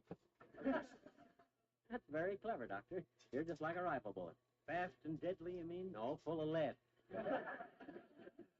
Why aren't you in your office painting mothballs to look like vitamin pills? I'm out for a walk, sonny boy. Yeah? Thought you might like to gather up that handful of putty you call muscles and join me. Thanks, Fatso, but I got work to do. Where are you going? Out to grease a few sidewalks for the fracture trade? No? No, I'm going to the park to look at the animals. Oh, do tell. Yes, I understand they've added some new specimens to the zoo. Oh, I just love the zoo. What's new there, Doctor? Well, there's a new brown bear there that Mr. and Mrs. Hopkins contributed. Oh? And they got it when it was just a cub. Taught it to sit up and eat like a person. Its favorite food was baked beans, they tell me. Oh, well, my, how could they part for the cute little thing? The cute little thing grew up, Molly. It pushed its baked beans aside last night, tucked a napkin under its chin, and spread some mustard on Mr. Hopkins. A member of our family almost gave an animal to the zoo once. Really? Who was that? Molly's Uncle Dennis. He started out to give him a three-headed purple walrus, but by the time he got there, he sobered up. Gee, that's just about enough about Uncle Dennis. Yes, I'm sorry you can't go with me, son. I'd like to see a repetition of the pretty little scene that happened last time we were at the zoo. What was that, Doctor? What happened? It was a very sweet thing, Molly. A touching act of generosity by a group which thought one of their own kind was less fortunate. You mean? Yes. The monkeys threw peanuts at McGee.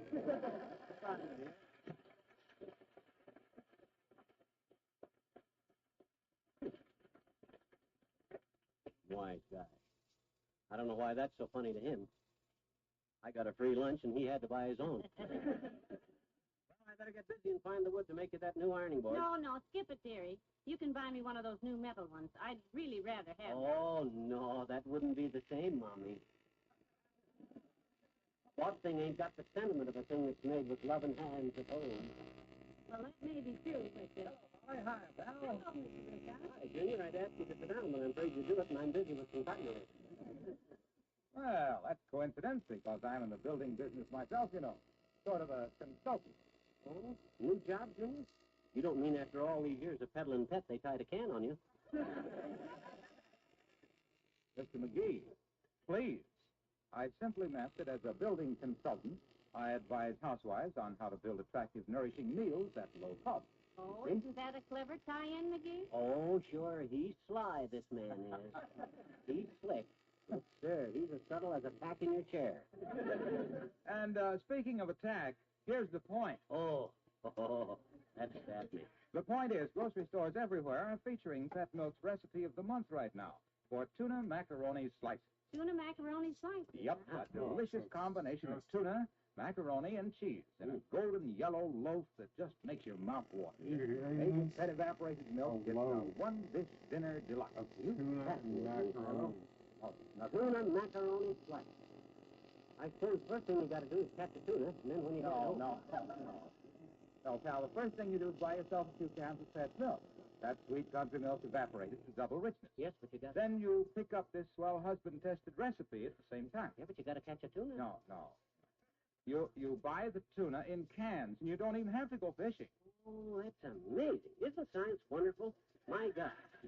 You can our tuna for us. You evaporate our milk for us. You know, McGee, I've even read where they can evaporate ocean water now. Imagine that. I wonder if science ever thought of inventing a Wilcox evaporator.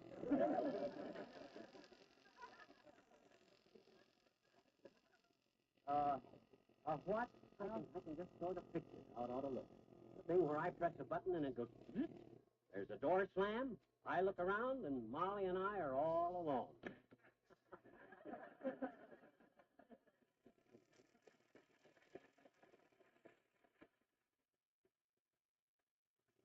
Yeah, science is even better than I thought. Well, back to work, kiddo. I'm going to find you a hunk of wood and make you an ironing board if I never see the back of your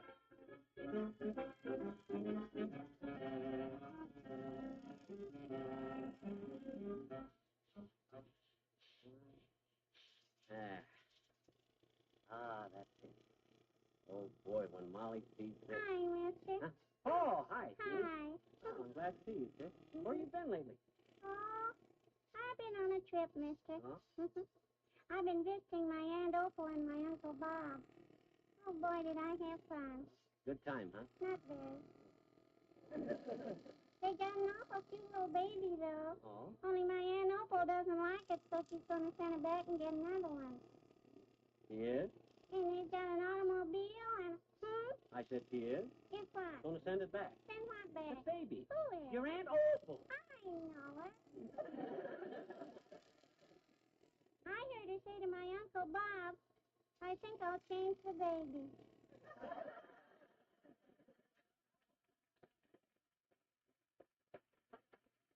Yeah, well, that sort of thing goes on all the time. What you doing with the sandpaper, mister? What you doing, with it? I just finished making an ironing board for Mrs. McGee. A what? An ironing board. When your mother irons clothes, don't you use the board? No, she uses an iron. Now, look, sis. If she used the board, she wouldn't iron the clothes, she'd board the clothes. Any rummy knows that. What I meant was that... Now, come to think of it, maybe she does use the board. Last time she did the laundry, she said she was getting bored with it. I'll let the whole matter drop, if you will. I'd be glad to, I bet. Okay. Well, I better go now, mister. Me and Molly's sister's going to play hide and seek. Not hide and seek, sis. The game is hide and seek. Not the way we play it. We hide in his pantry and eat cookies until we get sick.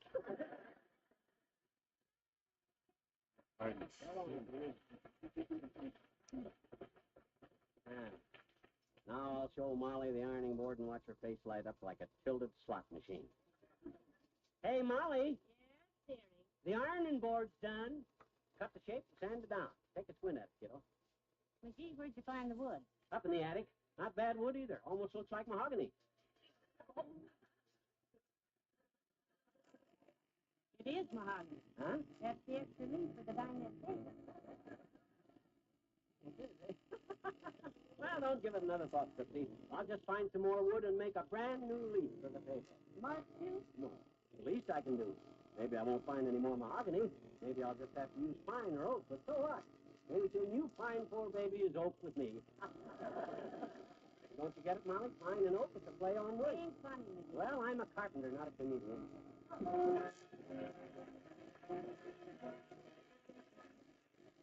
Billy Mills in the orchestra, and be my life's companion.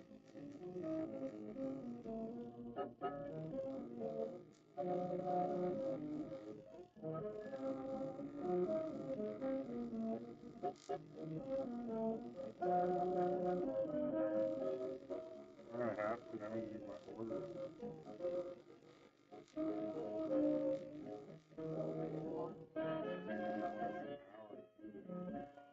Did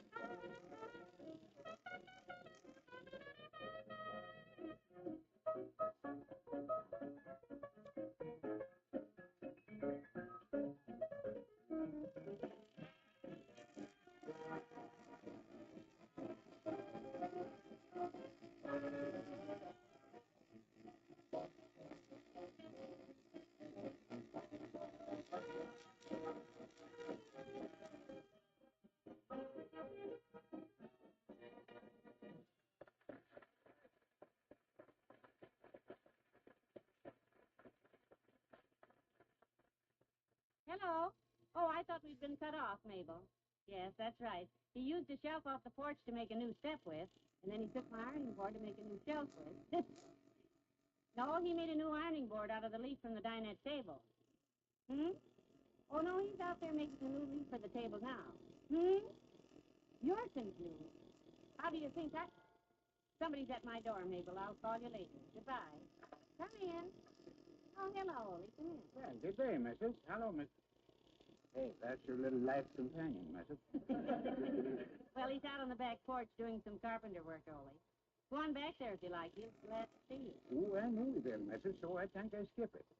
You know, every time I go watch McGee work, it somehow winds up that McGee watches and I do the work. He's a very fine bosser, that boy. Well, I understand you're a very talented carpenter, Ollie. So everyone says. Well, thank you, thanks. Oh. I was a young carpenter in Sweden, you know, when I met my missus. I didn't know that. Oh, sure. I was hired to help her papa build a corn crib on his farm. And every day this pretty girl comes to watch me work. Oh, and that was your wife, huh? No, that was her mama. But one day Christina comes with her, and when I see Christina, I was a gone goose. Cooked, were you? I guess I was mooning at the girl while I was working on the corn crib. Of course, when I got it nailed up tight, I found I left something inside that shouldn't be there. What did her father say about that? I remember his very words. He said, Christina, tell that young jackass to get me out of here. That's really quite embarrassing. I can see how it might be. McGee once nailed his necktie to the... All finished, kiddo. Come on out in the kitchen. Oh, hi, Ollie. Well, hello, McGee. I hope you turned that job upside down when you got through with it out there. Upside down, the table leaf? Sure, because everybody says you should turn over a new leaf. That's a yoke, McGee. Yeah, very funny. You know, I always like the leaf on the daft. And so long, both you fellas.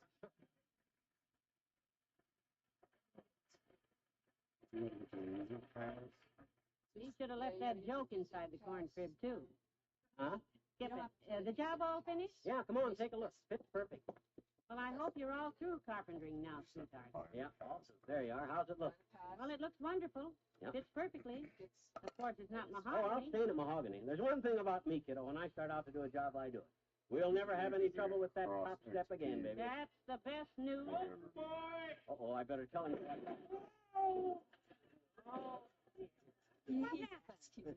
Must have been the bottom step. What about the bottom? Well, there ain't any. What? I had to get the lumber for this table leaf someplace, didn't I? Come on, let's see what it's got. Fibber and Molly return in a moment. Nutrition experts pretty generally agree that to feel their best, youngsters should have at least a quart of milk every day, and grown-ups should have at least a pint. And even though you may not drink a drop of milk, it's easy to get your day's quota when you use Pet evaporated milk for fixing favorite family foods. You see, Pet milk, sold in handy cans, is twice as rich in nourishing milk substances as the milk usually sold in bottles. That's because it's a concentrated form of milk. Good, sweet country milk concentrated to double richness by evaporation. Naturally, then, by using Pet milk, you can put extra amounts of nourishing milk substances into everyday foods like meat gravy, cream sauce for vegetables, custards, puddings, cream pies, just to mention a few. And the use of Pet milk in such foods makes them not only more nourishing, but more delicious. More economical, too, because Pet evaporated milk costs less generally than bottled milk or any other form of milk. Remember this when you shop for food, and get Pet evaporated milk. Ladies and gentlemen, every minute of every day, someone somewhere calls on the Red Cross for help. And whatever the need, be it a national disaster like the great flood that struck Kansas City last year, or be it one lone plea for a pint of blood, the Red Cross is always ready. And the Red Cross must be kept ready, prepared for any emergency. Never has the need of humanity for these services been greater than now. The drive for funds is underway this month. Let's give just as much as we possibly can, please. Good night. Good night, all. The first evaporated milk, Pet milk, brings you Fibber McGee and Molly each week at this time. Next week, Fibber and Molly celebrate their 20th anniversary on NBC. So be with us again next Tuesday night, won't you? What can a young wife do to strengthen her husband's belief in himself? Sometimes just a word at the right time is all that's needed, as Sally Carter discovers in Mary Lee Taylor's Pet Milk Story of the Week next Saturday morning. So here, Mary Lee Taylor's recipe of the week for banana orange dessert. A refreshing, wholesome dessert how to that's pick up easy your to fix, suicidal economical, husband too. and Next make Saturday banana morning, be orange listening dessert. at the same NBC station for Pet Milk's Mary Lee Taylor.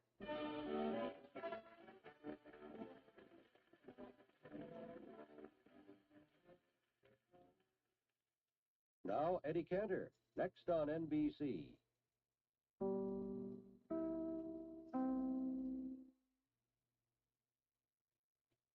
The Pet Milk Program with Fibber McGee and Molly celebrating their 20th anniversary on NBC.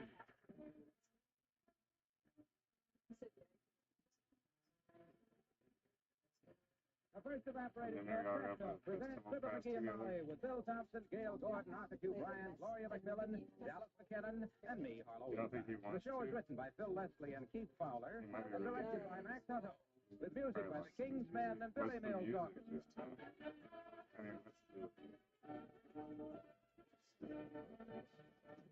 With all the different kinds of milk to choose from, good cooks keep right on reaching for just one brand, Pet Evaporated Milk. Now, you might ask, what does Pet Milk have that causes so many people to reach for it? Well, for one thing, every can of Pet Milk has the seal of acceptance of the Council on Foods and Nutrition of the American Medical Association. Another thing, Pet Milk is good, sweet country milk from which nothing but water has been taken out. So you know it's honest-to-goodness whole milk in concentrated form. And because it's concentrated, because it's twice as rich as ordinary bottled milk, you can use it in many more ways. In place of coffee cream, for example. Even in place of whipping cream. And when you want to use it in place of bottled milk, you simply put the water back into Pet Milk. Half water, half Pet Milk. And don't forget, that evaporated milk costs much, much less than cream, even less generally than bottled milk. So do as so many good cooks do. Reach for Pet Evaporated Milk.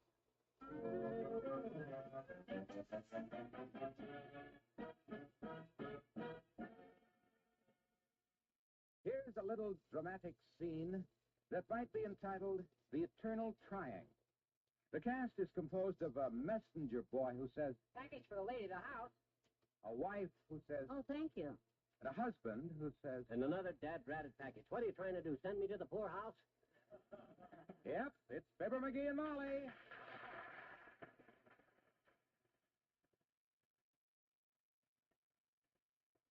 Gosh, the way a woman spends money on clothes is just plain awful. The minute her husband turns his back, she puts everything on hers. I haven't bought any clothes, McGee. I don't know what this package is. Oh, no? Don't try to fool old Dad, kiddo. You thought I wouldn't be home when this was delivered. That's where you thought I wouldn't be.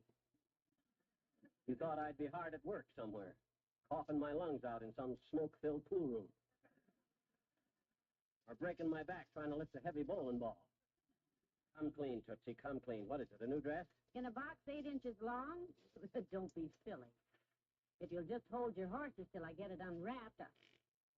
For goodness sakes, it's a 2-pound box of candy. Oh, candy, huh? Who's it from? There's a card in the box. Well, read it. What's it say? It says, Sweets to the Sweet. And it's signed Joe. Joe? Who the happy heck is Joe? Well, I haven't the slightest idea, bless his heart. Oh, come now. Come on, Tootsie. You don't have to be cagey with me. I'm not, McGee. I just don't know. I ain't asking who Joe is on account of because I'm jealous. I ain't got a jealous bone in my head. I know that, dearie. No. You didn't even get mad on our honeymoon when I unpacked my picture of Francis X. Bushman. And set it up on the dresser. No, I and you and Francis X got along well. So who's Joe? I don't know. Have some candy. Looks good. No, thanks. I ain't interested. The whole thing is very unimportant to me. Well, I care who's chumping up to spend his dough sending you candy. Ha! Who cares? I just as soon hear no more about it. Good. I'll put it completely out of my mind. Good. There's just one minor point I wish you'd clear up with me before I forget it. What's that? Who's Joe? I don't know. Well, you don't have to get sore about it. My gosh, when a guy sends candy to a guy's wife, the guy whose wife gets it from the guy's got a right to know who the guy... Come in.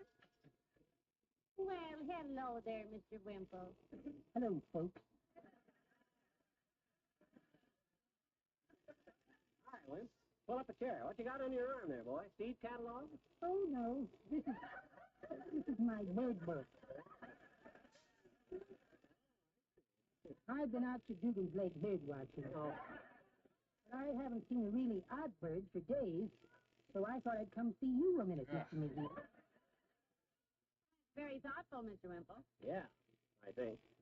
Someone was telling me that they saw a rare North Polish bird near here, but A North Polish what bird, Mr. Wimple? a bird.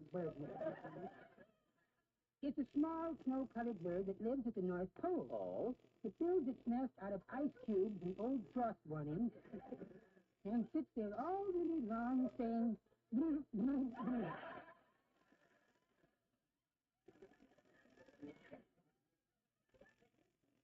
You're really bird happy, aren't you, Wimp? You keep any birds around the house, canaries and stuff like that there? Yes, we have a beautiful little bird at the house right now. It's one of those talking Herza birds. Herza bird. Don't you mean a talking myna bird? No. Mine escaped, Mrs. McGee. This one belongs to her. You mean? Yes. Sweetie face, my big old tax exemption. Mrs. Wimple these days, anyway. Oh, she's fine. We had a little discussion yesterday, though, and, well, I just lost my temper. He didn't want me to go out, and I said, Sweetie face, I'm going downtown. I said, and I stuck my head in the room, and I said, if you don't like it, you can lump it. What did she do? He lumped it. I'd show you a few of the lumps, but I'd never get my head on over them again. Goodbye now. So long, Wallace.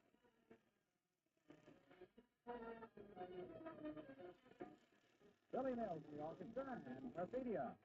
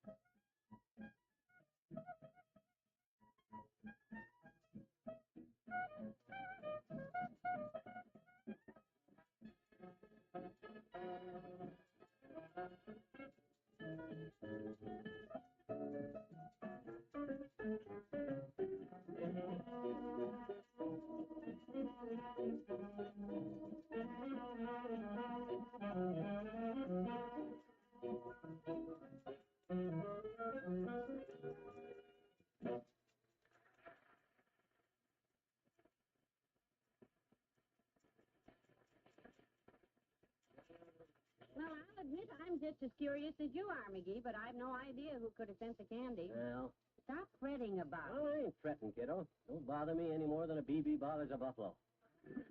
I'm just curious enough, though, to get this old high school annual of ours out of the attic. Oh, our annual, my goodness. Yeah, I got a hunch this guy Joe's somebody we maybe went to school with and forgot about, maybe. Maybe we can find him in here. Well, good. Open it up. Where do we start? Oh, I'll just open it at random. Here we are, Pete Random. Remember Pete? Sure. He was the oldest of the three random boys. Yeah, nice kid, too, but his name wasn't Joe, so I'll keep looking. Next is Betty Bye. Well, it's a cinch she ain't Joe. Betty Bye, I don't seem to remember her. Oh, sure you do. Her old man was George Bye, the fellow that owned Bye's Restaurant on Adams Street. Oh, sure. Sure, I remember. Mr. Bye made his own potato chips and was very proud of them. That's right, they were good. When people left the restaurant, they always said, "Good chips, Mr. Bye."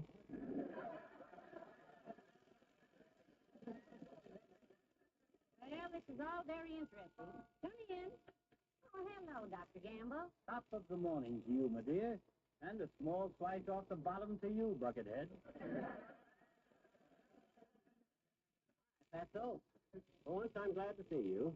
I and Molly are trying to remember something, and a guy with a memory like yours might help us. Well, that's very flattering, but what makes you think I have a good memory? They say an elephant never forgets.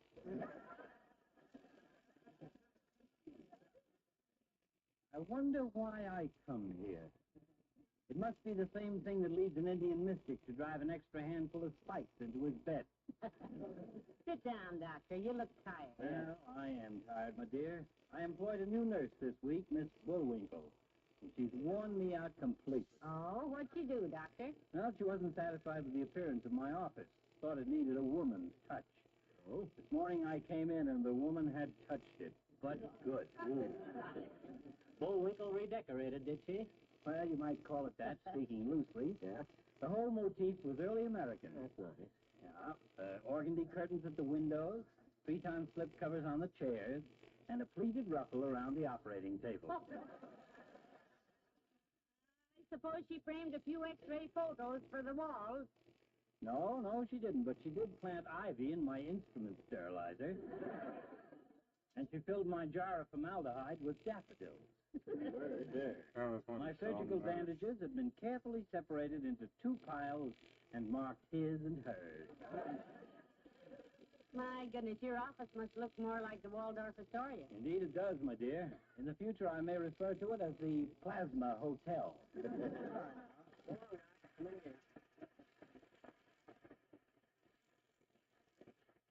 Well, let's see. Let's get back to the high school annual and find Joe. Let's give it up instead, dearie. This is getting us nowhere. Well, it might, kiddo. Just have patience. Clyde Wellman, Jay Tomlinson, Grover Cleveland Diffenderfer. Joe. Hey, I found him. Here he is. Who? Joe Bass. I'll bet he's the secret admirer that sent you that candy, that dirty rat. Oh, no, McGee. Aha, look at this. There's a letter stuck in this book. It's addressed to Dear Bunnykins, and it's signed Joe. Dear Bunnykins? Yeah, it's something about having a date together. So, Joe Bass, huh? McGee, I give you my word, See, I'm shocked. We were sweethearts in high school, supposed to be real true blue to each other. I never so much as looked at another girl, and you was running around with Joe Bass and letting him call you Bunnykins. Let me see that letter. Okay, read it. Dear Bunnykins, our date last night was lots of fun. You look so nice in your new long pants. What?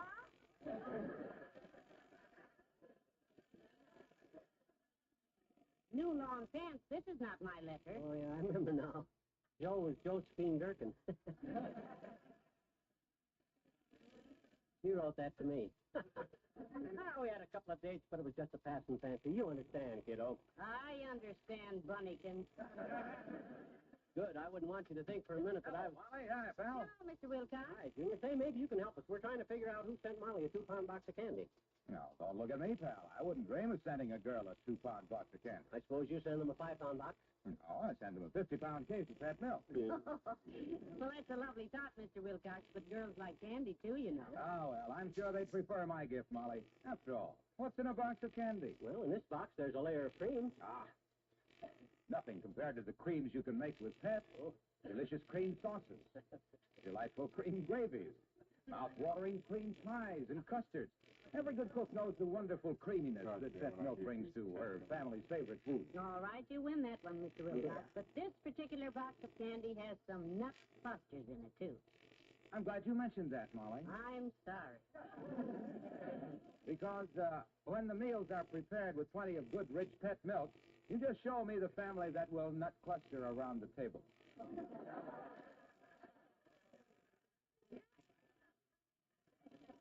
Oh, dear. Look, Junior, said little Fibber, the red-blooded American boy who don't know the meaning of fear.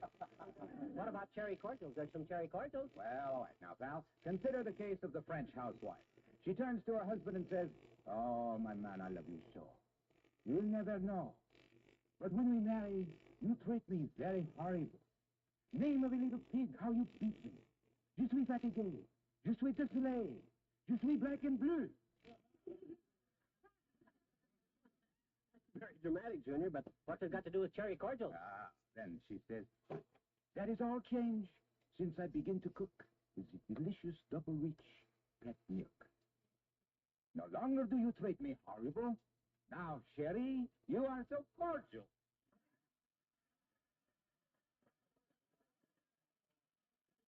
Oh, that's just... Take your fractured French and scramez-vous. Here. Au revoir, Fibber.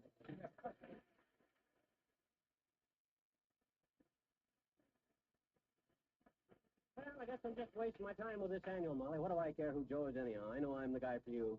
Of course you are. Even if I do scatter ashes on your rugs. That's right, dear. Even if I do go bowling when you want to see a movie. Right again. Even if I do use your best linen napkins to clean my shotgun. When did you do that? I haven't done it yet, but I thought I'd run it in while you were in a soft mood. Just testing. Well, McGee, it's as simple as this. Yeah? When we married, I promised to love, honor, and obey you. Betcha. So all I got to do is ask you 3 questions. You still love me? You know I do. Second question. You still honor me? Of course. Third question. Who's Joe? I don't. Don't have to tell the neighbors about it. Just burns me up that some guy's got the crust to send candy. The King's Men and retreat.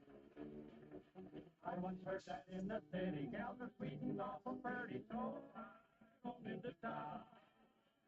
Loaded down with folded money, but I didn't figure, honey, you'd treat me so down. Retreat, retreat, retreat, says my heart. Retreat, retreat, retreat, says my heart.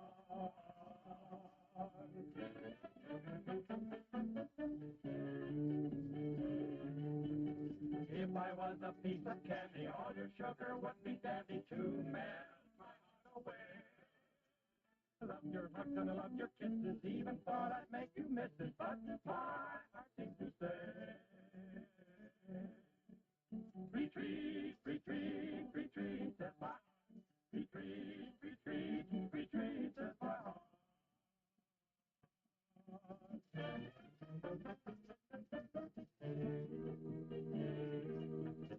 Saw you dancing with a stranger, my heart hollered, look out, danger, go away and let me be. 20 years I saved my money, now it's spent and gone, my honey, it's gone, and so is me. Retreat, retreat, retreat, says my heart. Retreat, retreat, retreat, says my heart.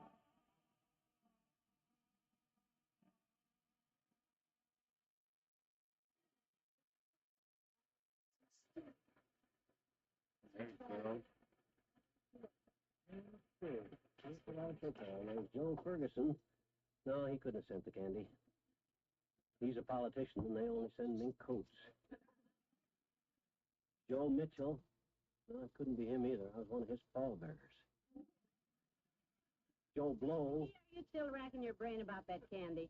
Candy? What candy, my dear? Oh, you're referring to the candy that this unknown Joe person sent you? Hadn't given it a thought, my dear. Well, good. For a while I was afraid you were... Just a moment, Joe. My dear. Come in. Oh, it's Mayor Latrivia. Come in, Mr. Mayor. Thank you, Molly. Hello, McGee. Well, if it ain't the people's choice himself. We haven't seen you for a while, Triv. You've been busy. No, not especially. Oh. Actually, all I've done today is look up some confidential records for Judge Winecoop. Oh, is that part of your regular work, Mr. Mayor? No, but the judge and I call on each other for favors whenever we need them. Oh. You know how it is in politics, Molly. I scratch his back and he scratches mine. Seems like a pretty silly way for a judge and a mayor to spend their day, Latrivia. I beg your pardon? Scratching each other's backs when you should be working. Isn't that a little childish, Mr. Mayor? Yeah, well, I'm afraid you misunderstood me, Molly. I simply... How do you guys keep it fair and even, Latriv? You keep score on a sort of a scratch sheet? Or you just go out and scratch his scratch can? No, just a minute, please. I merely used an old political expression here, McGee. I'll scratch your back and you scratch mine. No, thanks, Homer. I don't itch right now. Some other time. You're awful sweet to offer, though, Mr. Bear. And a man with your experience who spends all day scratching judges ought to do a fine job. I don't spend all day scratching anybody. Probably just spends half the day scratching, Molly, and the other half being scratched. Latrell? Yes. No. Look, I merely went down and gave Judge Winecoop a hand today. I didn't. Oh, one hand. My gosh, you couldn't do much of a scratch job with just one hand, Latrell. I should say not with a man as white as the judge. You'd need about 6 hands to do it right. It'd take 3 of them just to hold up that long black robe he's wearing. I didn't scratch him with my hands. I never laid a hand on the man. You used a ruler, huh? Oh, boy, you can really do it with a long ruler. That's the greatest feeling in the world. I didn't use a long ruler. Huh? Use a long ruler. Huh? Listen to me, please. Huh? The judge asked me to help him. He had a case that was giving him trouble. Oh, a case of hives or a case of poison ivy? Hives? No. Neither one. It was the case of habeas corpus. Oh, so I went down. That poor man. Those foreign skin diseases can be mighty unpleasant. You must have wore out your knuckles, too, on that rough robe of his on account of... I never tore out my nickels on Judge Kindfoot. My nickels on Fudge Line Loom. Mine's through. Woo! Look, when I said we snatched each other's jack, then that's my brother's son. Touch the punch with a 10-foot mule. Not the touch with a French fish pole. I didn't say anything about it. If we were the ones, I was just... Scratch his back.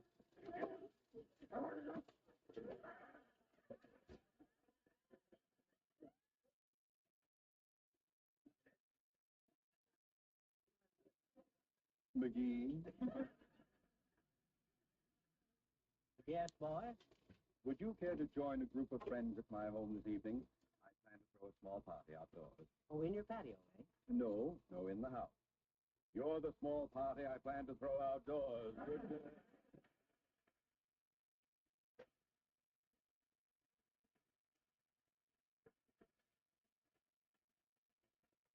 I'm so glad you don't get excited like that, McGee. Yeah, just nerves, I guess. Hey, I got an idea, kiddo. You go put your face on and we'll go downtown to dinner. What do you think?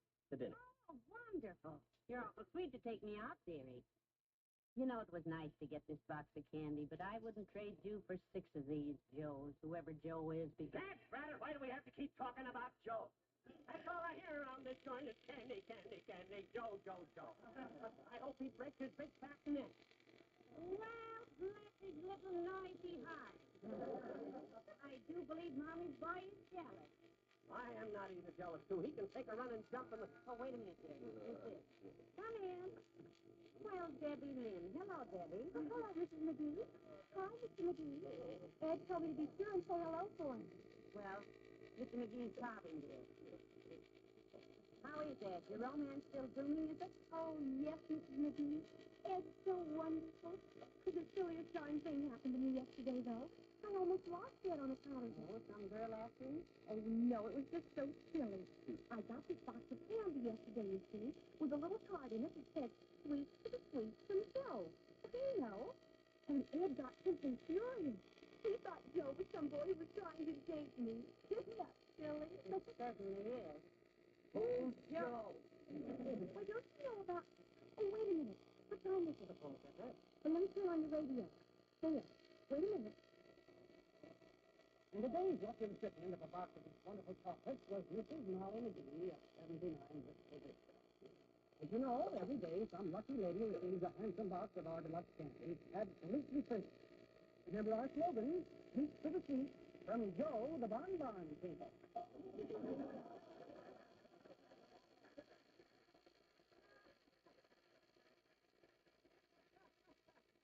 Imagine Ed getting jealous over that, Molly. It just goes to show what the adolescent mind will do, don't it? Hand me another piece of candy, kiddo. Help yourself, Bunnington.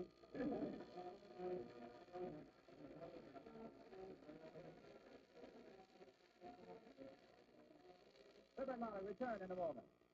Each month there's a sort of popularity contest in the famous Pet Milk Kitchen to select a special recipe of the month. Well, the winner of this month's popularity contest is tuna macaroni flank. That milk recipe now being featured in grocery stores from coast to coast. And what a dish it is. A delicious combination of tuna, macaroni, and cheese sauce baked into a golden yellow loaf that's easy to cut into nice, smooth slices. And listen, One reason this meatless dish is so satisfying, so nourishing, is the pet milk that goes into it. Not just ordinary milk, mind you, but pet evaporated milk. Good, sweet country milk concentrated to double liquid. Twice as rich in protein as ordinary bottled milk. Twice as rich, too, in the minerals, vitamins, and other protective substances of good whole milk. So get pet milk at your grocer's tomorrow and take along the pet milk recipe of the month for tuna macaroni slice. It's a meatless main dish, and you know your family will like it.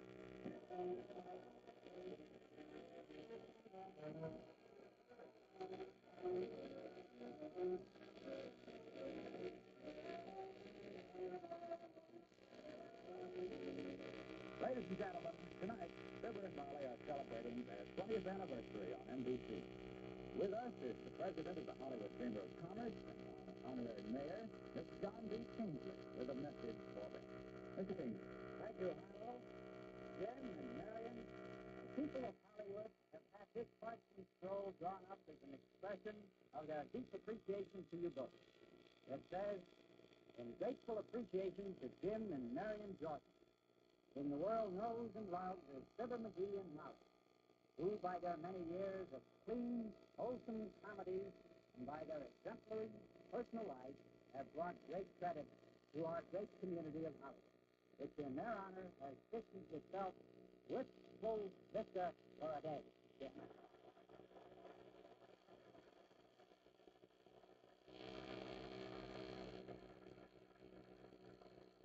Well, thank you very much, Mr. Kingsley. Yeah, we're very flattered and thankful, John. We're thankful to you, to the people of Hollywood, businessmen, Hollywood Citizen News, and everybody who helped make this a day we will always remember. Molly and I hope that...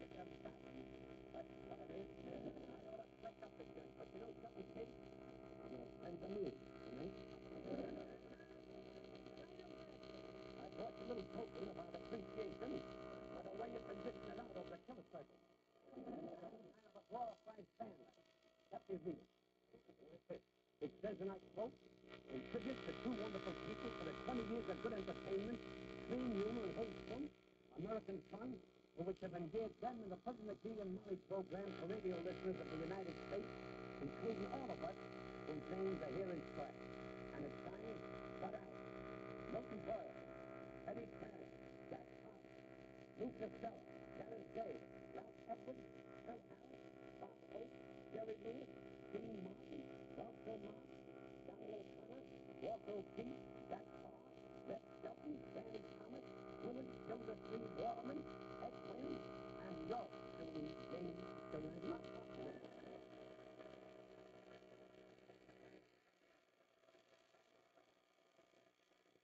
Thank you, Jimmy. Thanks. That's it. That's very much. You deserve it. Hold it. You've been a couple of good Joes. Who's Joe? Oh, we done that, didn't we? Good night. Good night,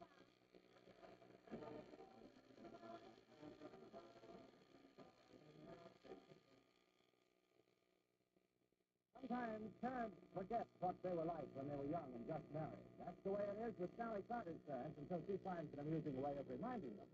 You'll hear it all in the Story of the Week on Pet Milk's Mary Lee Taylor program next Saturday morning.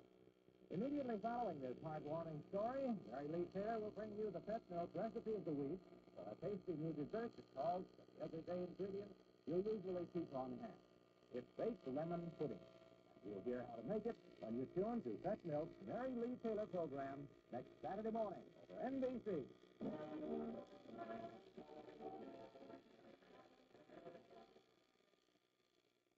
Now, Eddie Cantor brings you more great entertainment on NBC.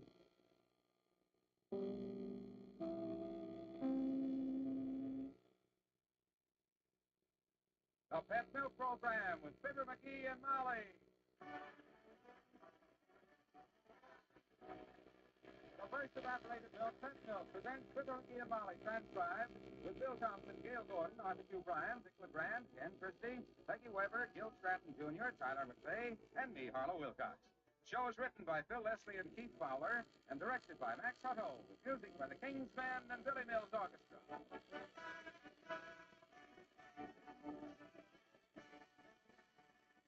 In most families, morning's a pretty hectic time. Breakfast to fix, husband and youngsters to get off to work and to school. And when the house is quieted down again, that's when you really enjoy a good cup of coffee. And morning after morning, you'll enjoy that coffee more when you use Pet evaporated milk instead of cream. You see, Pet milk is good, sweet country milk with more than half the water removed. So it's just the right consistency for coffee. No doubt about it, Pet milk gives coffee the creamy color and fine mellow flavor most folks like best. But there are two things Pet milk does not do that are important, too. One, Pet milk doesn't add to coffee the number of fattening calories cream does.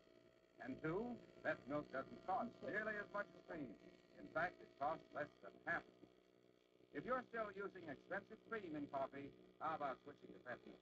Once you try it, you'll know why millions of coffee lovers who used to use cream now use Pet evaporated milk.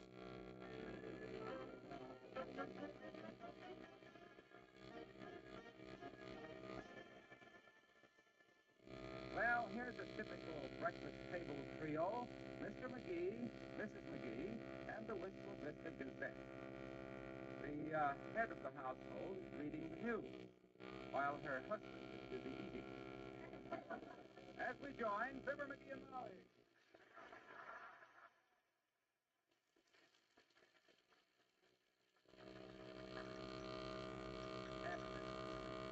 What's in the morning paper that you can read without getting upset? Anything? Well, now, here's an interesting headline. Mm-hmm. It says, lower income taxes. Yeah? Impossible, says Senator. Get the biscuit. I just lost my appetite. Oh, here's a funny one, you see. You know the new highway they're working on? Yeah. It says they were clearing away the brush out there yesterday, and they found an old abandoned statue all overgrown with undergrowth. Statue? Where? Whereabouts? They find it? Where? Oh, out past the end of Oak Street. There's a picture of it right here. Let me see that. Let me see that. Oh, my God. That's him, Molly. They found the statue of Uncle Buckshot McGee. Yeah. I was the only guy that knew it was there. Just look at it. Good old Uncle Buckshot. Who is he? Or what? Who is he or was he? Well, my gosh, Molly, Uncle Buckshot McGee was the greatest hero in the entire history of my family. It's a very modest claim. That's my folks had a million stories about old Uncle Buck. Any of them true? I never asked. He done everything, Uncle Buck did. He was an Indian scout and a buffalo hunter. He fought in the Civil War. He hunted gold in the gold rush. Really? In California? Right. They say that when Uncle Buck went out there in 1849, all he owned in the world was 50 cents and a case of hay fever. When he came back 4 years later, he had entirely got rid of the 50 cents. Well, he sounds like a fascinating figure, all right. Yep, I found that statue last fall, Molly. I kept it quiet because I've been saving it to donate it to the city this summer when we have Pioneer Day, see? I figure they can move it to the City Hall along. See, that's a wonderful idea. This is exciting. Oh, it ain't everybody that has a statue of an ancestor of his that he was one of the greatest pioneers anybody ever saw sitting on the City Hall lawn. Why, what was trivia? Here's about Uncle Buckshot McGee. Hand me the phone. Here. Thanks. Hello, operator. Give me the City Hall. Mayor of Trivia's office. That you, Mert? Oh, dear. How's every little thing, Mert? Is it? What's that, Mert? Your brother. Out of Duke and Flake diving for pearls. What's he going to do, make a necklace? No, Mert and her sister dropped their purses off the dock. They found Mert and brought it up. They're still diving for pearls.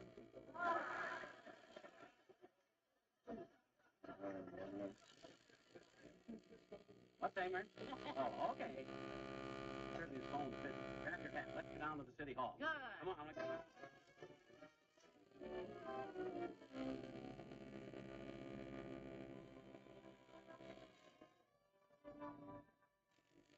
Oh, Trivia, on behalf of the great pioneer family of McGee, I'm going to donate to the city of Wistful Vista my Uncle Buckshot McGee his statue.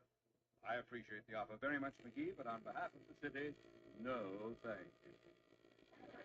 Now, Hey, wait, what do you mean, no thank you? He means he doesn't want it, dearie. Yeah, but look here. Maybe you didn't understand, Homer. This is Buckshot McGee, the great pioneer I'm talking about. He was the real McGee, boy. He was the type of guy that him and his ilk built this country. Him and his brother ilks, of course. Yeah. Yes. But much as I'd like to do this... Oh, pardon me. Yes, Miss Merkel? The man is here with the cigars you ordered, Mr. Mayor. Send him in. I appreciate your offer of the statue, McGee, but we already have a statue. In fact, the City Hall lawn is loaded with statues. I'm sorry, but there's no There's your more... cigars, Pat. I was coming over. So, hello there, kid. Hello, Mr. Oldtimer. Hi, old-timer. Now look, Miss Trivia. My Uncle Buck was one of the founders of this great nation of ours. Yes, I'm sure he was. A real patriot. Who do you think come out to this country on a borrowed mule with a hat full of glass beads and traded the Indians out of this whole state?